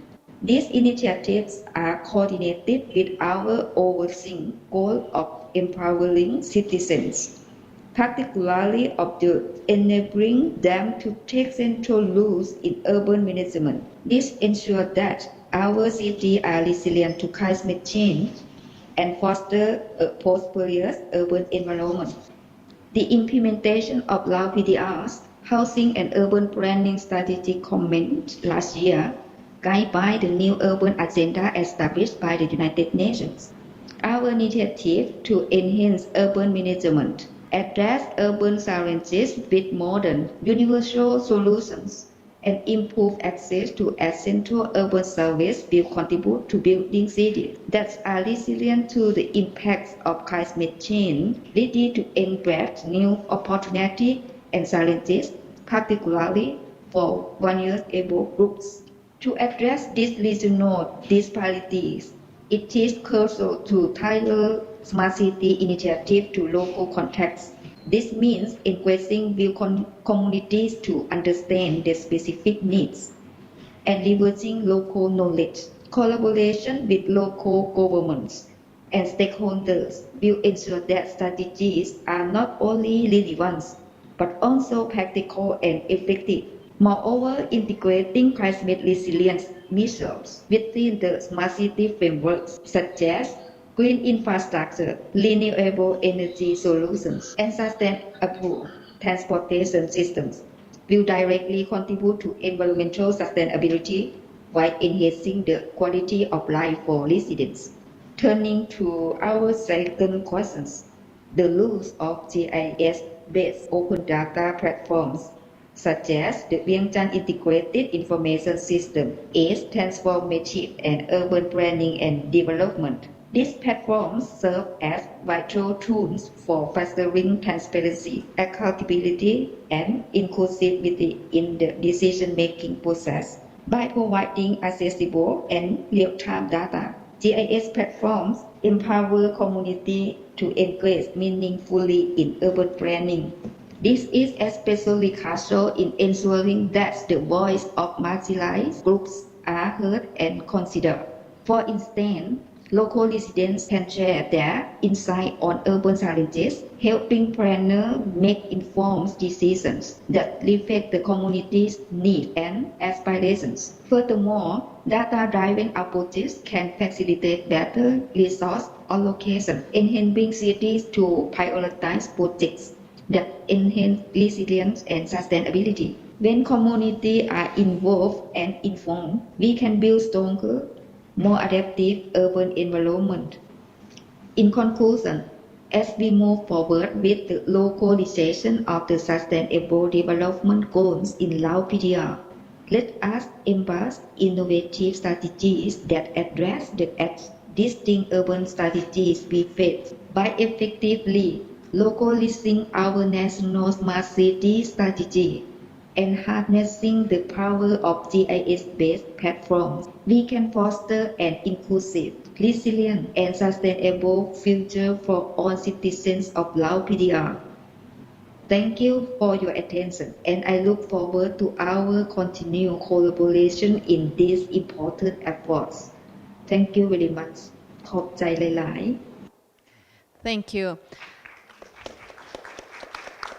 And with this, we have come to the end of the panel today, and allow me to summarize some key points. I think we have heard a diverse range of innovative solutions supporting cities and local authorities and the SDG localization, from flooding, addressing flooding and early warning systems, nature-based solutions, using open data and GIS solutions, as well as the VLR systems and platform to rally around SDG localization. We heard a lot about it's easy to conceptualize solutions, but what is difficult is really to lead the implementation of them, for which collaboration across different stakeholders, and especially with citizens, is a key for achieving successful implementation and building trust with citizens, between citizens and governments.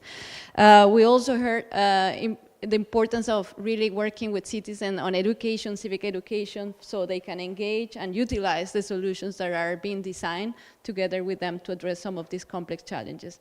Thank you so much to the distinguished panelists today that have shared and been very punctual with the time management. And over to you, Chair, for continue the discussion. Thank you so much.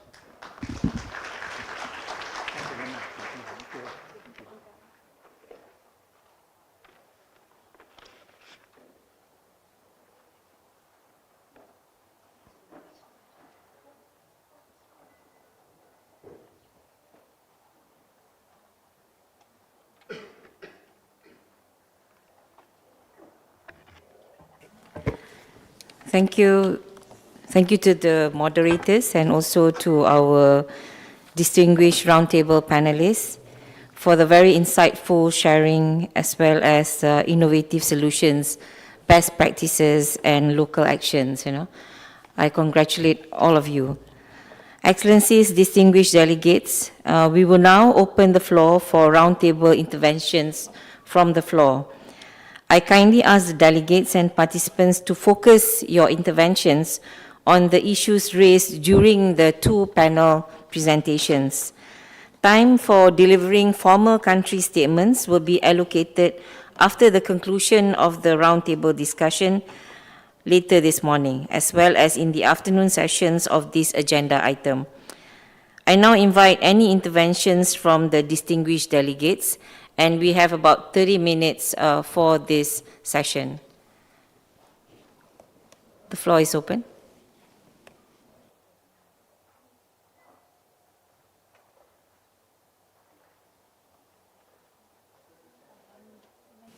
Yes, India, you have the floor. Yeah. Actually, these presentations were really excellent, and I just wanted to know, a lot of integration is going on so far as the localization and the Asia-Pacific development in terms of urban development, climate change, smart urbanization, everything is concerned. We were talking of the data at the macro level which needs to be captured, and country level data is really a problem. So my question is that, how do we aggregate this data? What are the sources? We do not only depend on international level data sources. In fact, at national level and even at the local levels, we need a lot of data. So how do we integrate and form a macro model to analyze this data to get the output, desired output for these indicators?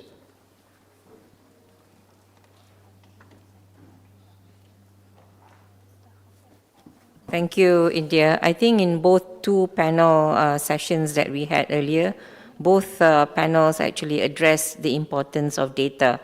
So I would like to invite any of the panel that which brought up the importance of data integration to address India's question.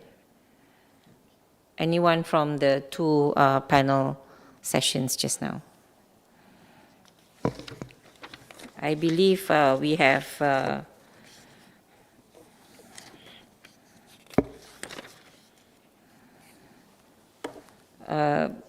speaker from Japan also raised the importance of data, as well as from the United States, and of course from UN Habitat in the first panel. Anyone would like to respond to India?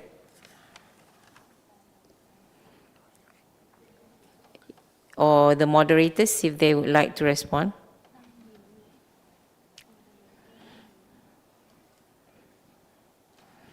I think the question is with regards to we acknowledge the importance of data and how do we integrate the data, especially at the local level, Thank you very much. Let me answer the question. I'm sure many others may have a better answer. Indeed, from the local government's level, there are various ways of collecting the data. And one example is through this localization of the SDGs. They come up with a voluntary local review that looking at all these 17 SDGs. And the number of VLRs have been increasing over the past decades. More and more local governments become interested and also developing this VLR, not only one VLR, but several VLRs. Another thing that we look at from the national perspective is what we call it voluntary subnational reviews. These voluntary subnational reviews looking at the combination of local governments in the country itself, looking at how local governments do this localization by looking at also the data as evidence-based as well. So these are some of the examples that local governments do. But indeed, in the national level, it's very important that we have also comprehensive data which improve the reporting framework of local governments. This is, for example, on the climate actions. Several countries like Indonesia, they have a very good platform in which local governments can also report those climate action using that platform. So the important thing, and we see as a gap, is that in some central government or in the national levels, this data are scattered. I think it's very important that we have one data platform that can be used, not looking at only climate action as a segregated action, but looking at also different other actions, especially related to maybe disaster risk reduction, as Asia Pacific is also quite prone region. And I think also one platform for sustainable development goals, and we see from the national review on SDGs, and this also be a database platform that can be also useful and for use to as a reference. I think that's maybe some of the inputs I can give. Thank you. Thank you, Ibu Benadia. I'd like to invite from the Russia Federation. Спасибо, госпожа председатель. Я хотел бы поделиться также тем опытом, который есть у нас в Российской Федерации в части, касающейся укрепления взаимодействия городских властей с населением. Эта тема как раз была затронута в рамках панельной дискуссии 2. И это действительно очень важная тема. Я лично считаю, что не может быть разделительной черты китайской стены, как принято говорить в русском языке, между городскими властями и населением, гражданским обществом. В части, касающейся российского опыта, могу свидетельствовать и как представитель моей страны, и как рядовой гражданин своего города, родного, Москвы. У нас уже введены в действие и действуют цифровые платформы прямого взаимодействия между гражданами и городскими властями. Так называемая платформа «Активный гражданин». Вы знаете, она действует очень эффективно, очень полезно, и мы думаем, что этот опыт мог бы быть полезен для других заинтересованных государств региона. Представитель Таиланда как раз говорил о том, как у них сейчас используются цифровые или технологические инструменты, смартфоны. Вот эта вот платформа «Активный гражданин», она очень эффективно вписывается в любой технологический прибор. Готовы делиться такими практиками. Поверьте, они работают очень эффективно. Спасибо. Thank you very much from Russia. Thank you for the sharing. I think the active citizen is a fantastic idea. Is there any more views or questions from the floor? Do I see anyone from the left side?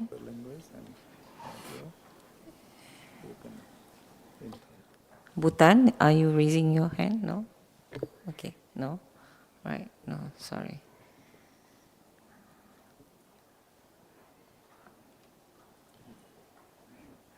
Does anyone would like to share or respond to the two-panel discussion?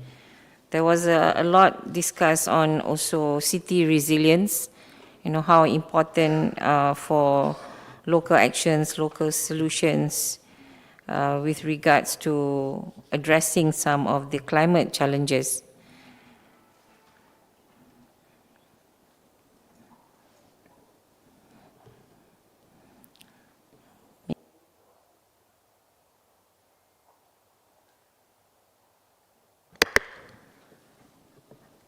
Mayor from Nakhon Si Thammarat, if you would like to also respond to our Russia views as well as the question from India. Mayor?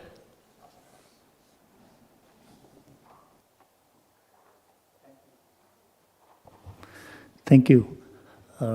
From our experience, the key success of the citizen platform is a quick and responsive action. Our city guarantee that we have a commitment of 48 hours that we have to do it, to fulfill our commitment. Once we fulfill our commitment, the symbol tool become a crucial tool for citizens. And instead of calling the mayor, right now they just report to the platform.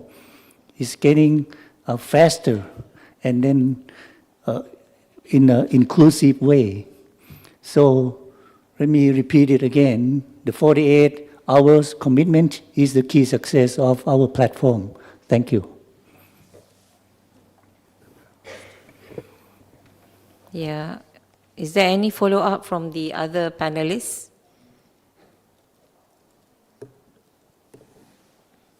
Yes, I see a hand there from UN Habitat. Thank you, Chair. This is with regards to the question on data integration from India. And in the context of India, what we know, since we have been working with the Ministry of Housing and Urban Affairs, along with ESCAP and a few other partners, a city called Bhopal in India has produced its first ever voluntary local review. That's where I would say the best integration of data that is available.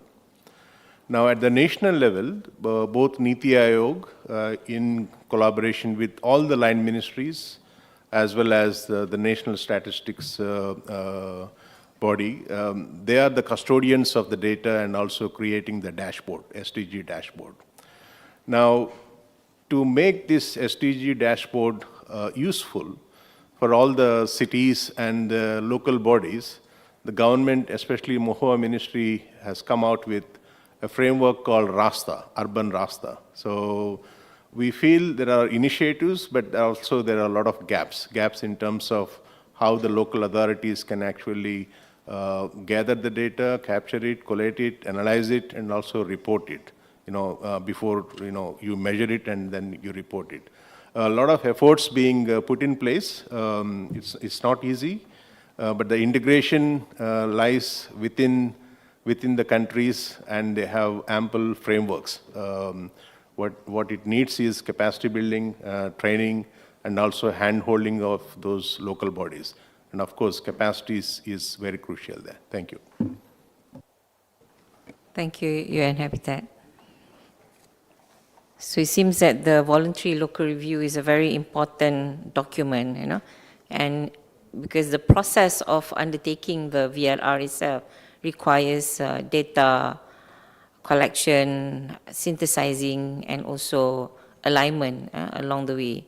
So I think that's one of the ways where data can be collected in a more formal manner in that sense. Is there any other views from the floor? Any delegates? Yes, I see from the United States. Thank you.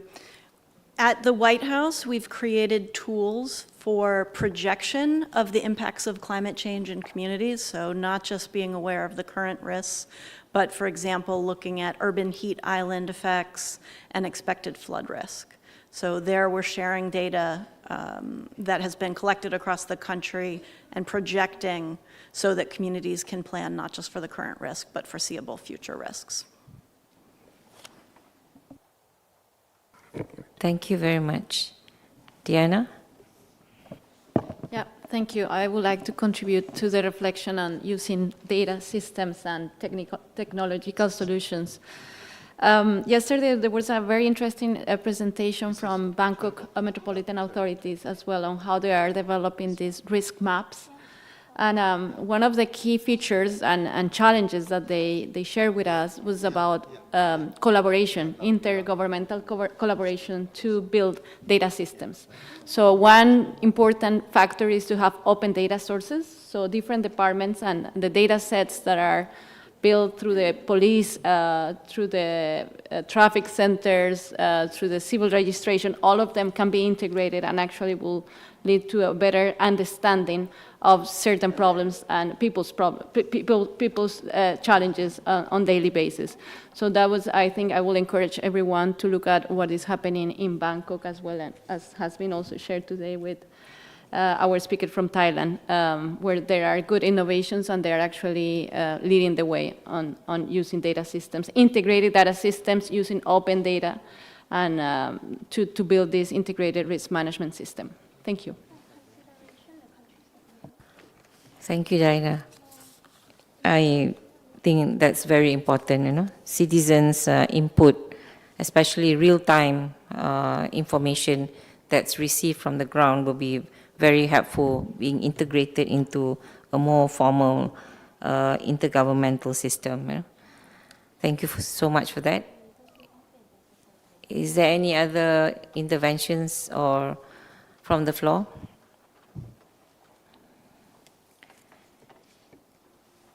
As I see that there are no more interventions on the panel presentations, we will now proceed with country statements for agenda item 2. Okay. So I would like to invite in the order that has been given. The first statement will be from the Russian Federation.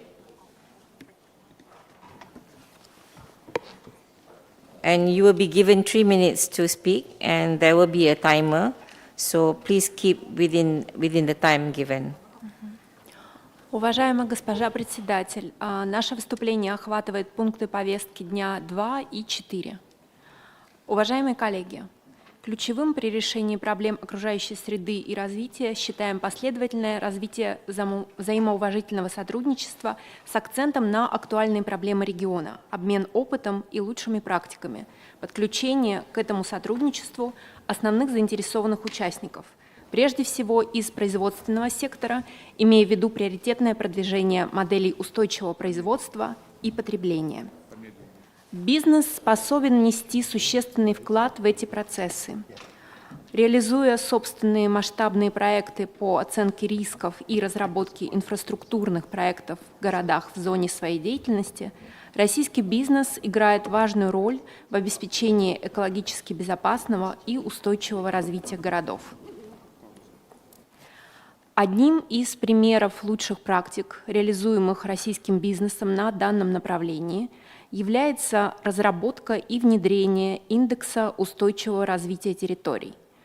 Подобную инициативу, в частности, реализует N+ Group, крупнейший мировой производитель чистой электроэнергии, гидроэлектроэнергии.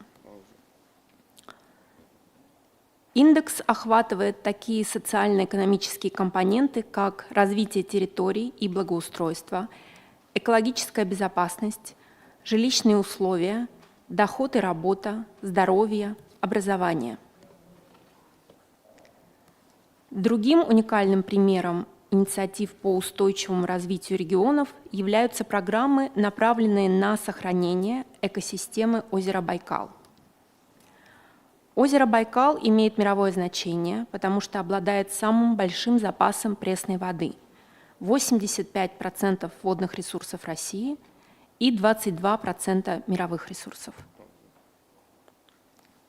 Для решения проблемы загрязнения экосистемы Байкала пластиком наш бизнес инициировал в мае 2022 года создание ассоциации «Байкал без пластика», в которую сегодня входят порядка 29 организаций из различных сфер бизнеса, научных и образовательных организаций и государственных структур. Регулярно проводятся комплексные мероприятия, направленные на обеспечение экологически устойчивого развития территорий в районе озера Байкал. Считаем полезным также поделиться опытом устойчивого обеспечения чистой энергией обширных российских территорий в Восточной Сибири. Нашим достижением является работа каскада ГЭС на реке Ангара, единственной реке, вытекающей из озера Байкал. Согласно проведенным оценкам, в южной части бассейна озера Байкал, который остается основой работы Ангарского каскада ГЭС, прогнозируется увеличение засушливости климата. Это будет влиять на водность рек. На горизонте 2050 года и далее, до конца века, ожидается устойчивое снижение стока рек, впадающих в озеро Байкал. Соответственно, разрабатываются меры по адаптации к этим климатическим изменениям.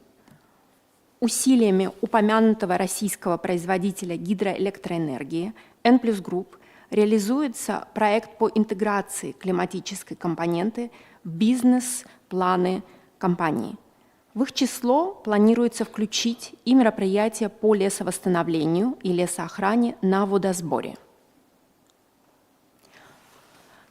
Приведенные примеры служат примером изменения отношения российского бизнес-сообщества к экологической ситуации, свидетельствуют о практической локализации ЦУР и развитии конструктивного взаимодействия государства, бизнеса, науки и других слоев гражданского общества во имя реализации на практике концепции устойчивого развития. Готовы делиться российскими наработками и методологиями, оказывать содействие заинтересованным странам в решении прикладных проблем экологии и устойчивого развития.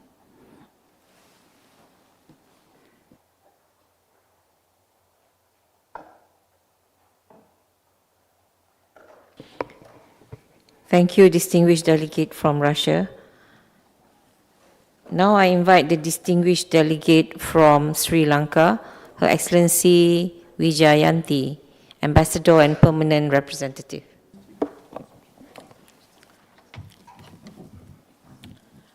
Honorable Chair, Excellencies, distinguished delegates, Sri Lanka's approach to sustainable urban development focuses on addressing both environmental challenges and regional development issues. The country emphasized the importance of integrating sustainable practices into urban planning and enhancing resilience against climate change, manage natural resources effectively, and promote social equity. Sri Lanka focuses on preserving and protecting the marine ecosystem through measures aimed at the curbing plastic pollutions, safeguarding both the environment and the socio-economic well-being of the nations. Sri Lanka prohibited single-use plastic in any process, trade or industry for the country use with effect from October 2023. In February 2024, the Sri Lanka was honored as one of the 7 UN World Restoration's flagship for its outstanding effort in mangrove restorations, showcasing its long-term commitment to preserve these vital habitats. The Ministry of Environment has developed the National Action Plan on Plastic Waste Management in 2021-2023 based on the National Policy on Waste Management. Further, Sri Lanka introduced the policy on extended producer responsibility, which holds plastic producers accountable for the life cycle of their products. In addition, government agencies such as the Marine Environment Protection Authority and the Sri Lanka Land Development Corporation, in collaboration with NGOs and private sector stakeholders, have initiated efforts to clean up inland streams, which are significant contributors to plastic pollutions. Ladies and gentlemen, Sri Lanka, an island nation in the Indian Ocean, with a population of 22 million, and its 55% of the population is vulnerable to multiple climatic hazards. The National Adaptation Plan of Sri Lanka identifies 9 adaptation sectors as primary economic diverse vulnerable to extreme weather events.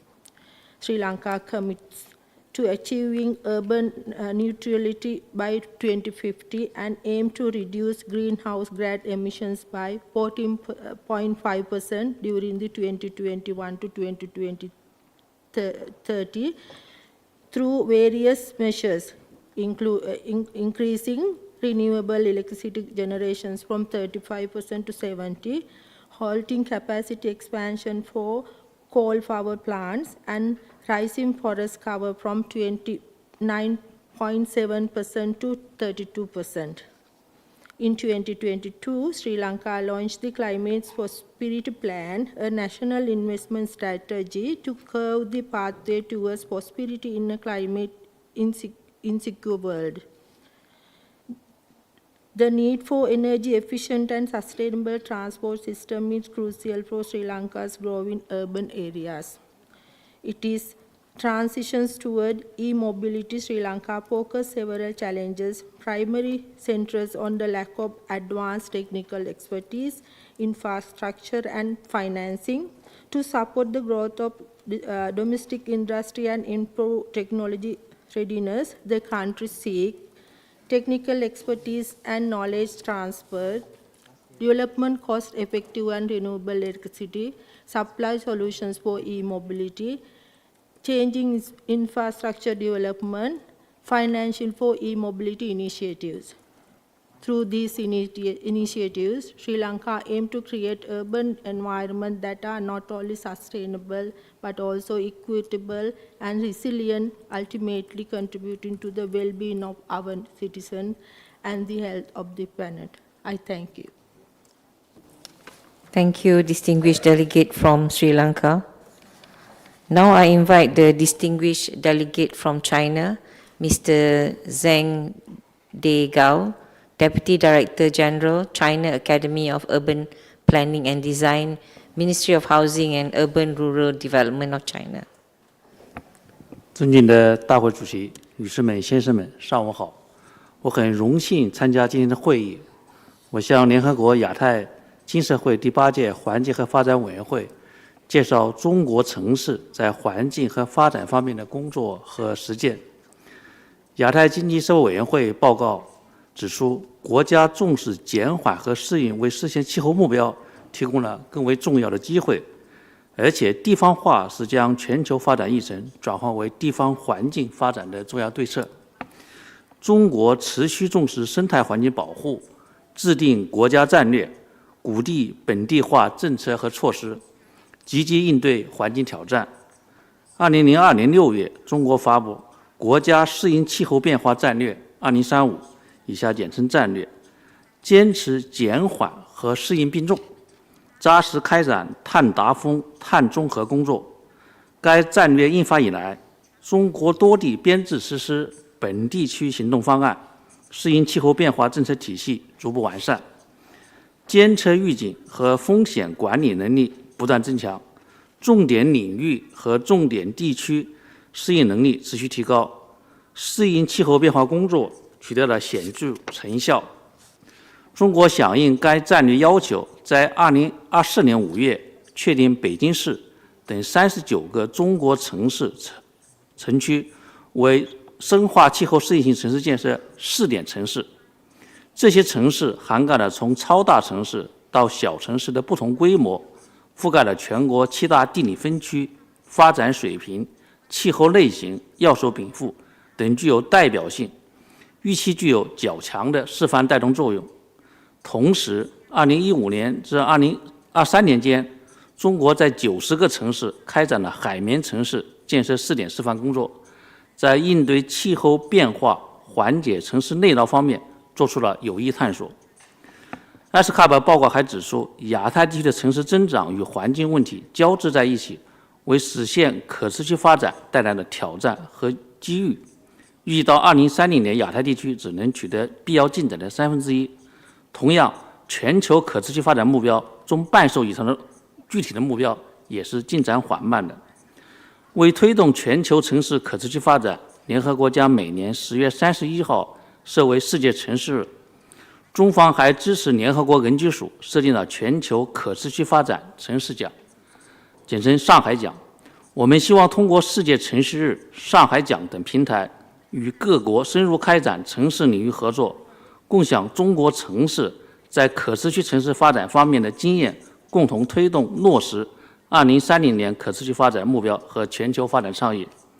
最后，祝本次会议圆满成功，欢迎各国代表继续与中方交流可持续发展城市和气候适应性城市的进展和实践。谢谢。Thank you, distinguished delegate from China. Now I invite the distinguished delegate from Pakistan, Ms. Faiza Hasib, Councillor and Deputy Permanent Representative to ESCAP. Honorable Chair, Excellencies, ladies and gentlemen, Pakistan stands at a pivotal moment in its journey towards sustainable urban development. As we navigate the challenges of rapid urbanization, we remain steadfast in our commitment to fostering low-carbon development, enhancing air quality, and integrating nature-based solutions into our urban landscapes. The Government of Pakistan is committed to achieving the SDGs. However, due to a disrupted growth trajectory, our fiscal space for development expenditure has shrunk. Pakistan's annual financing gap for the SDGs is estimated to be $3.72 billion for the period 2020 to 2030. Being one of the top 10 countries in the world most vulnerable to climate change, our adaptation needs are immense, estimated to costing between $7 to $14 billion per annum. This contributes to the challenges we face to achieve sustainable urban development. Pakistan recognizes the urgency of transitioning to a low-carbon economy. Our government has implemented policies aimed at reducing greenhouse gas emissions, particularly in urban areas where population density contributes significantly to pollution. Pakistan has developed policy framework for trading in carbon market, which addresses the governance and regulatory framework for compliance and voluntary carbon markets in Pakistan in line with the Paris Agreement. Initiatives such as promoting energy-efficient public transport systems, supporting electric vehicle infrastructure, and incentivizing renewable energy sources are crucial components of our strategy. The National Energy Efficiency and Conservation Authority of Pakistan has collaborated with the UNDP to develop the electric vehicle charging infrastructure regulation in 2023. Pakistan's updated nationally determined contributions target a 50% reduction in the country's projected greenhouse gas emissions by 2023, which is based on financing a 15% reduction below the business as usual levels through domestic resources, while reducing an additional 35% subject to provision of international financial assistance that would require more than $100 billion just for the energy transition. Air quality is a pressing concern in our urban centers. To address this issue, the Ministry of Climate Change and Environmental Coordination introduced National Clean Air Policy in 2023 to enhance air quality by reducing pollution. We have also launched programs such as Pakistan Clean Air Action Plan and Pakistan Distributed Solar Project, focusing on monitoring and reducing environmental pollutants and offering customized financing solutions for solar PV projects in Pakistan. By collaborating with local governments and communities, we are raising awareness and implementing actionable strategies to improve air quality, ensuring that all citizens have the right to breathe clean air.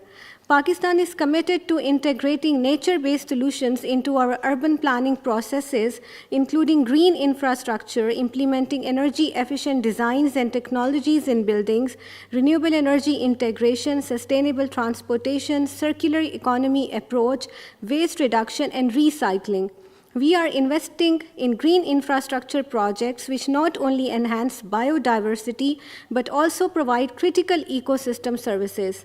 These initiatives help improve the overall resilience of our cities in the face of climate change. Recognizing that sustainable urban development requires skilled and informed stakeholders, we are prioritizing capacity building at all levels. Through partnerships with academia and civil society, we aim to empower local governments, urban planners, and community leaders with the knowledge and tools necessary to implement sustainable practices effectively.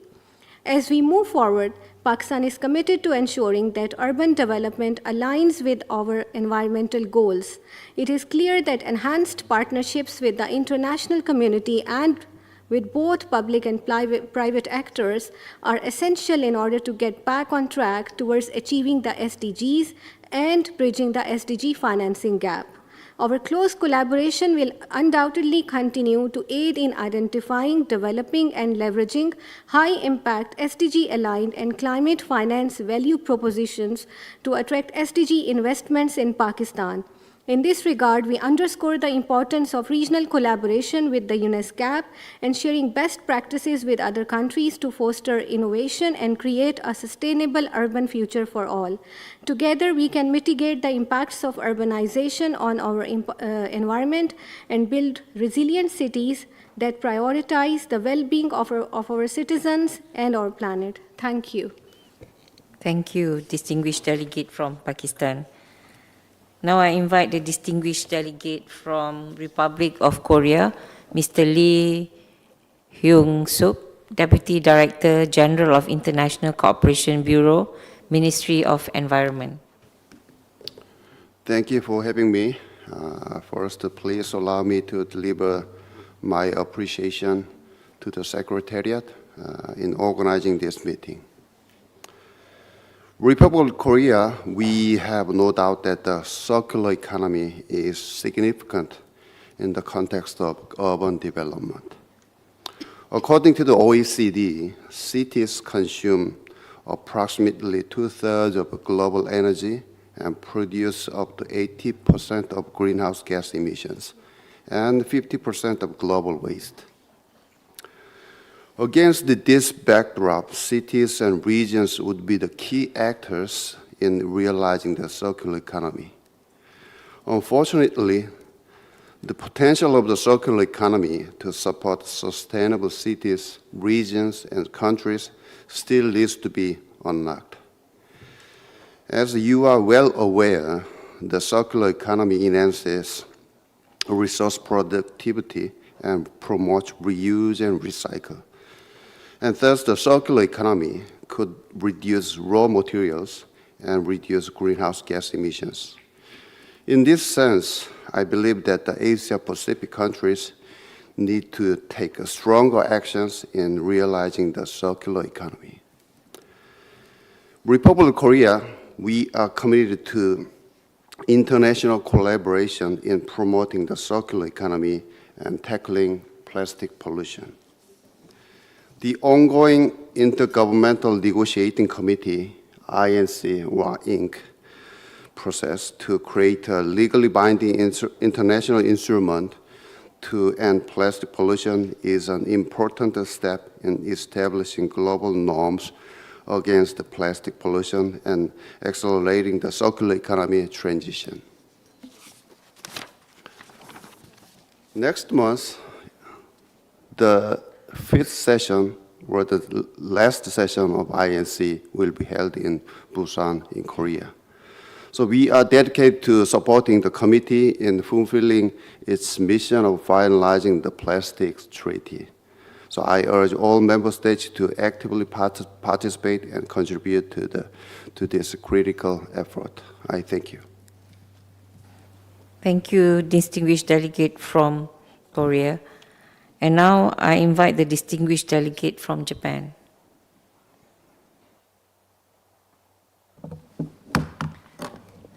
Thank you to the Secretariat and panelists for the useful presentation and comments under this agenda item.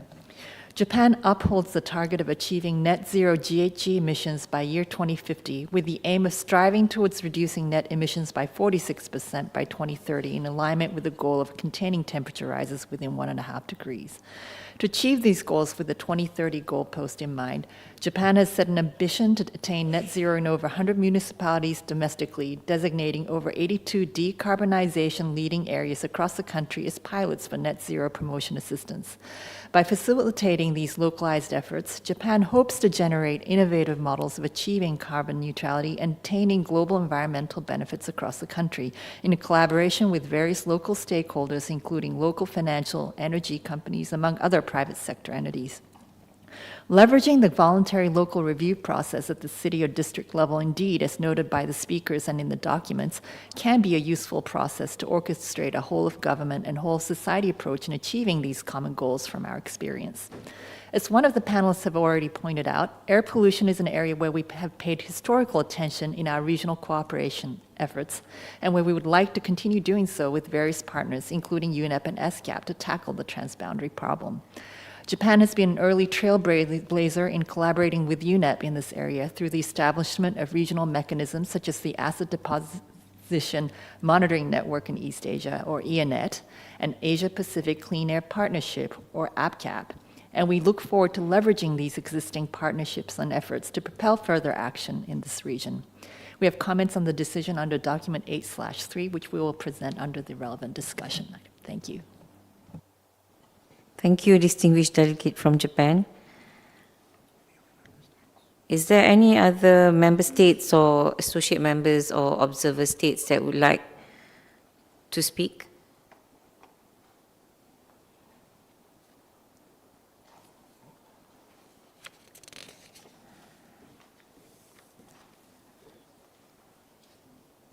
If no, I would like to invite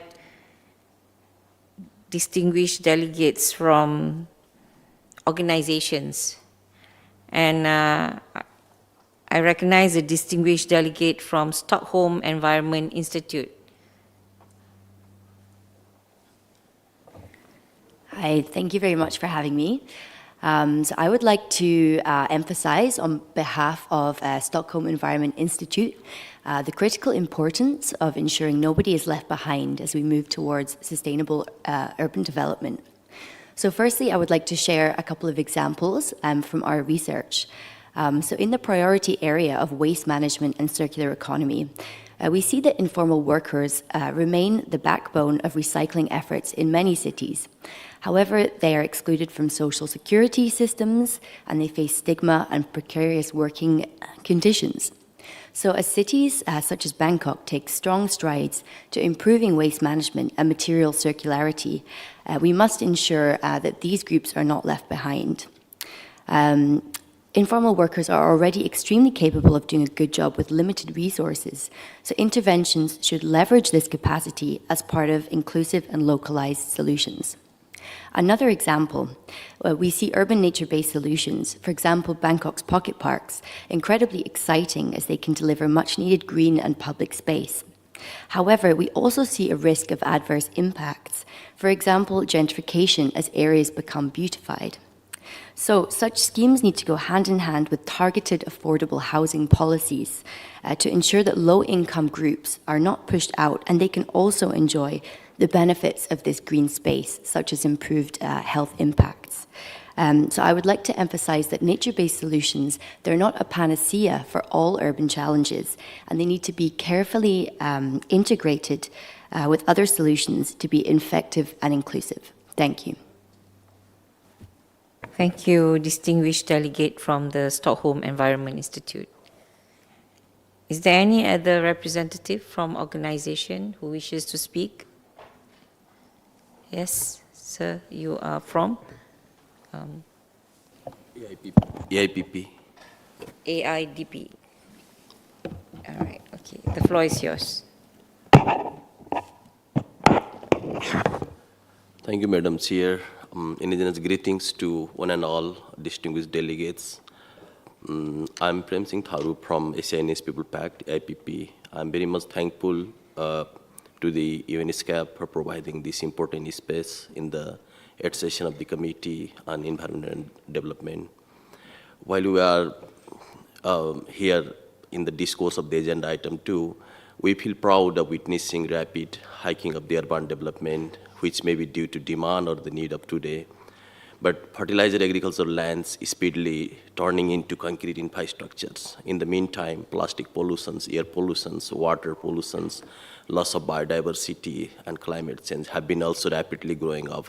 Looking at all these crises and experiencing all these crises, how we can expect the sustainable urban development. In another side, we are also talking about the solutions of this crisis via nature-based solutions, NBS. The solution pathways that we are introducing and adopting are really NBS, means nature-based solutions. The real and original nature-based solutions are inherited into the indigenous knowledge and traditional knowledge systems and the practices which have been safeguarding the environment and sustaining the developments in a collective participatory approach and the human rights-based approach. If we need the clean and healthy environment and sustainable urban development, we need to have legally binding treaties, as the plastic treaty, which is under the process of negotiation and development. In the meantime, there is need of strong political wills that motivate to the lead, means the effective implementation and respect of the laws, policies, and plan of actions which are in existence. And all those processes must be the participatory and then, means respect of the human rights and then the rights of the environment and then nature. Then we can only, means feel that whatever developments we have been doing or we have been investing, those developments will be sustainable and environmental friendly. Thank you, Chair. Thank you from the delegate from AIPP. Is there any other organizations who wishes to speak?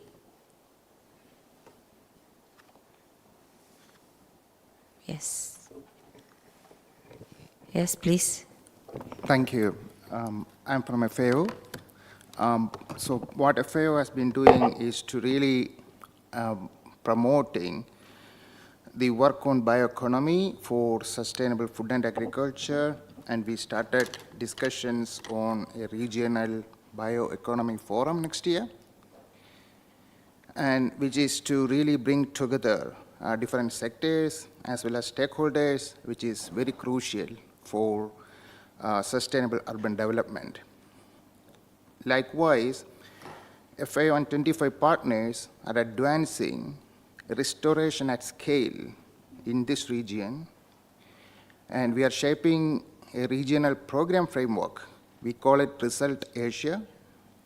That's restoring and sustaining landscapes together.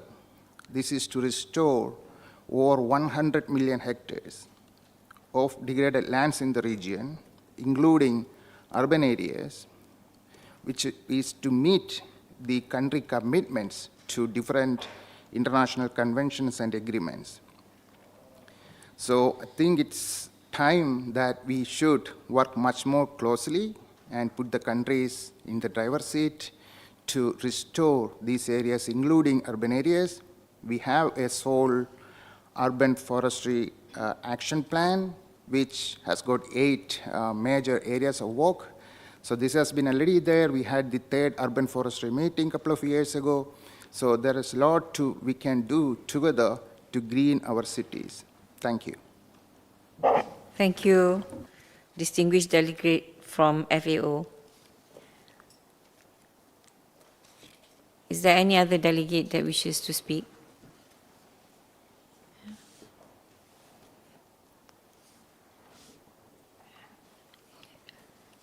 I see there are no more statements from the floor. We can now move to the issues for consideration.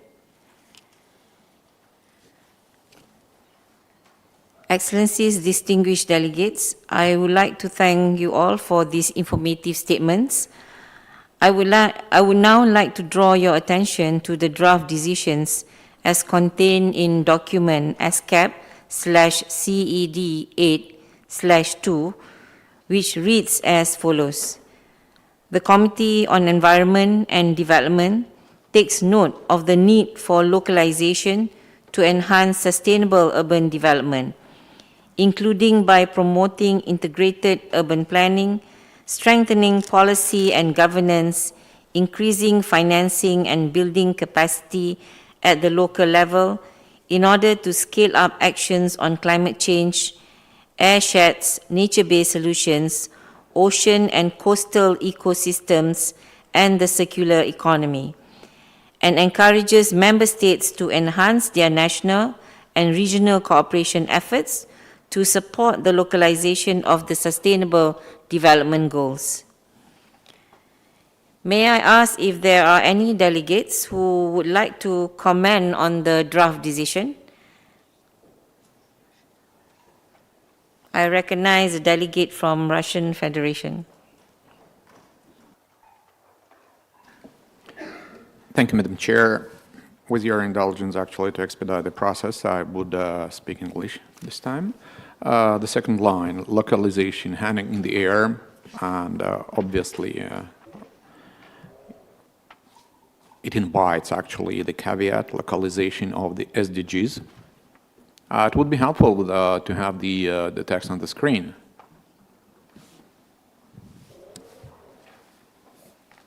Yeah, okay. Second line. Right. Need for localization of the SDGs.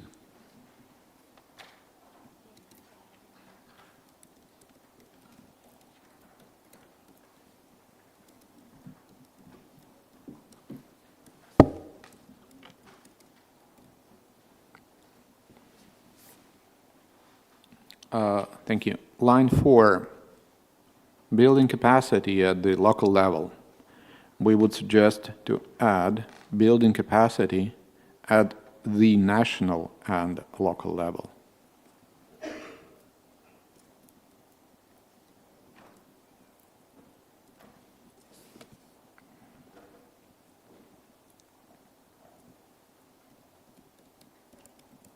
And then, to continue, taking into account, I mean to continue after local level, taking into account different national circumstances,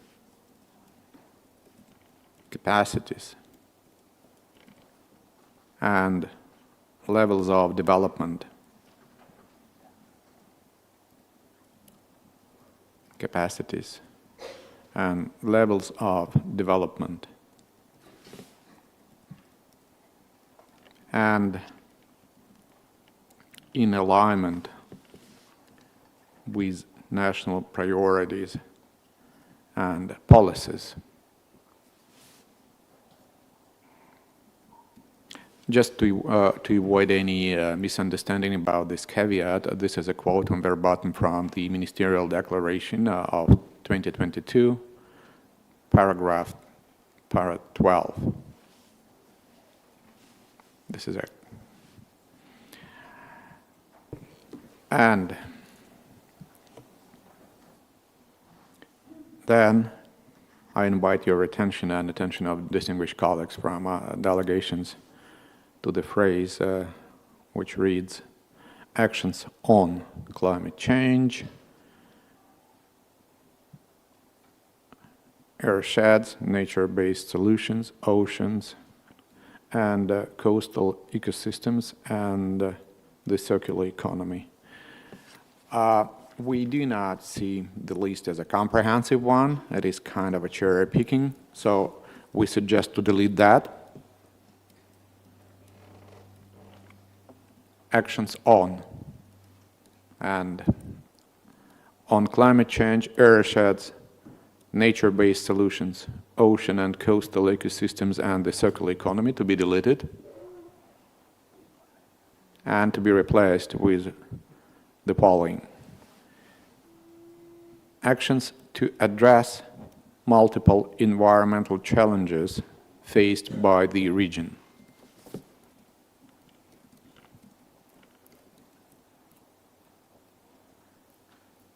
Actions to address multiple environmental challenges faced by the region.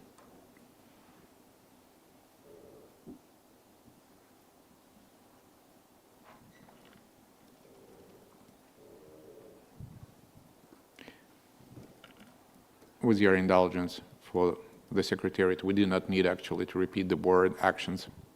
It is up there in order to scale up. Actions to address multiple environmental challenges faced by the region. Thank you. Thank you, distinguished delegate from Russia Federation. Any other delegates from member states?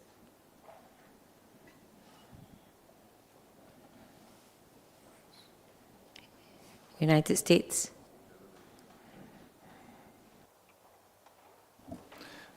Thank you to the chair. We were planning to input a request to change the reference on circular economy to, I think, more circular economies, but given the Russian proposal, that's no longer pertinent. I will just mention this is similar language as was proposed last week at a committee to delete the reference to climate change. Well, we will not stand in the way of finding comity on this issue. We do think it's unfortunate to delete those particular references in this context. Thank you.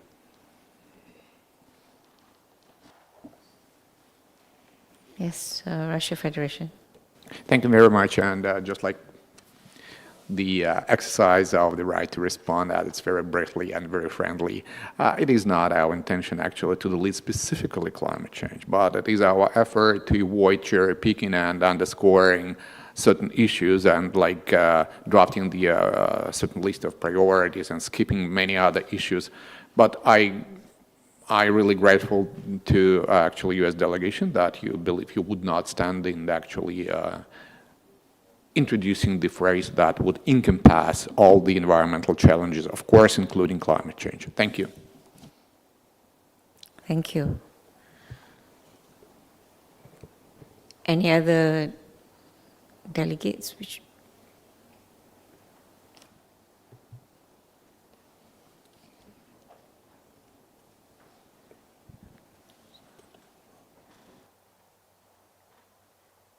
So I hope you can see the screen and the proposal made by delegate from Russia Federation.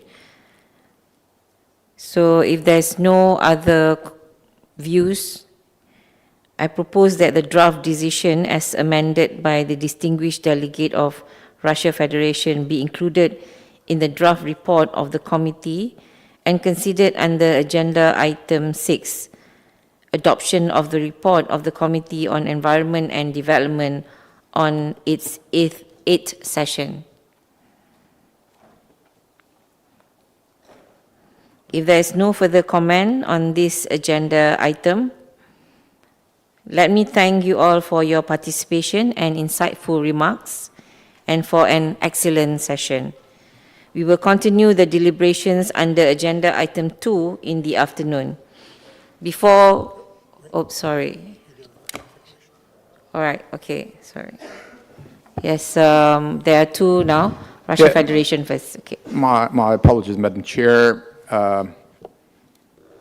It was not my intention actually to rudely interrupt your statement, but it is kind of obvious submission of yet another document which is actually submitted under the same agenda item 2, which is document 3, and it also contains a decision.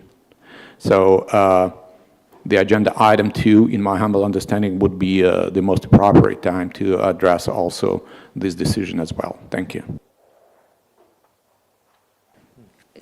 Actually, the decision 2 is actually to be taken under in the afternoon. Yeah. Because it's a continuation of agenda 2. Yeah. So Japan, can I invite delegate from Japan? Well, it was actually the same commentary that we have another decision and that it kind of addresses the discussions that we've already had. So I actually don't understand, given that it's still 11:40, that we're not kind of doing this right now.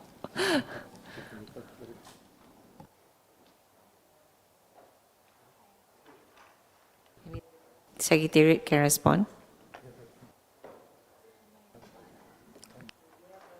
We have a view from Bhutan.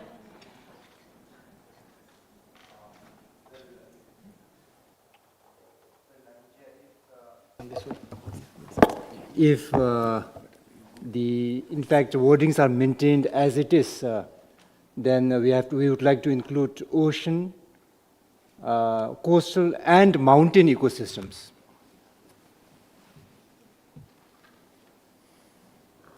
Yeah, so that means to say now we are looking back at this statement, and the input from Bhutan is to maintain the statement. In addition to that is to include mountains. Yes, if it is maintained as it is. If it is maintained as it is.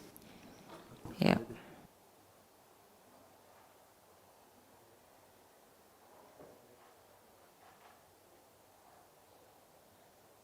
However, I believe that consensus have been made that we delete the words on climate change, airsheds, nature-based solution, ocean and coastal ecosystems, and circular economy, and that has been replaced with the multiple environmental challenges, which covers everything, I believe, if that is okay with Bhutan.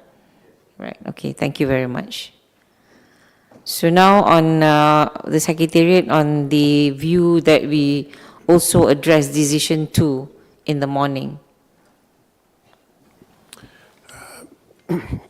Excellencies, distinguished delegates, in the afternoon session, the paper that addresses local climate action will be presented by the Secretariat, and there will be a panel discussion and a similar roundtable followed by country statements on that particular issue.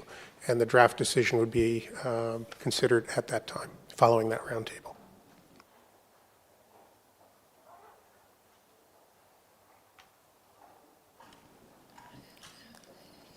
Okay, I think we will go through decision 2 in the afternoon. So there's no further comment on this agenda item. I once again thank you for all your participation and all the remarks that has been given. And we will continue the deliberations under agenda item 2 in the afternoon. So before we adjourn for lunch, I would like to invite the Secretariat to make some announcement. Thank you, Madam Chair. Excellencies, distinguished delegates, just a few announcements on the activities after this morning's session. You're free to have your lunch from this time forward. Please be informed that between 12:30 and 1:30, there is a side event entitled Bridging Global Goals and Local Action, the Asia-Pacific SDG Localization Platform, co-organized by ESCAP, the governments of Bangladesh and Malaysia, UN Habitat, UNDP, ICLE, and UCLG ASPAC, to be held in Meeting Room H. You'll see it on the screen and also on the CED 8 website if you'd like to check for the details. All committee participants are invited to attend, and we look forward to seeing you there. Food and drinks will be served outside the meeting room from very soon. We're scheduled at noon until the start of the side event, all on level 2. There are also exhibition booths on level 2 for your information and networking opportunities. Agenda item 2 will continue in this conference room starting at 2 o'clock this afternoon. Please enjoy your lunch break. And one additional note, the Secretariat presentation slides will be uploaded to the CED 8 website for your information. Thank you very much. 러시아가 되게 괴롭게 만든다고 하던데 그래도 요거는 얌전히 넘어간 경우다.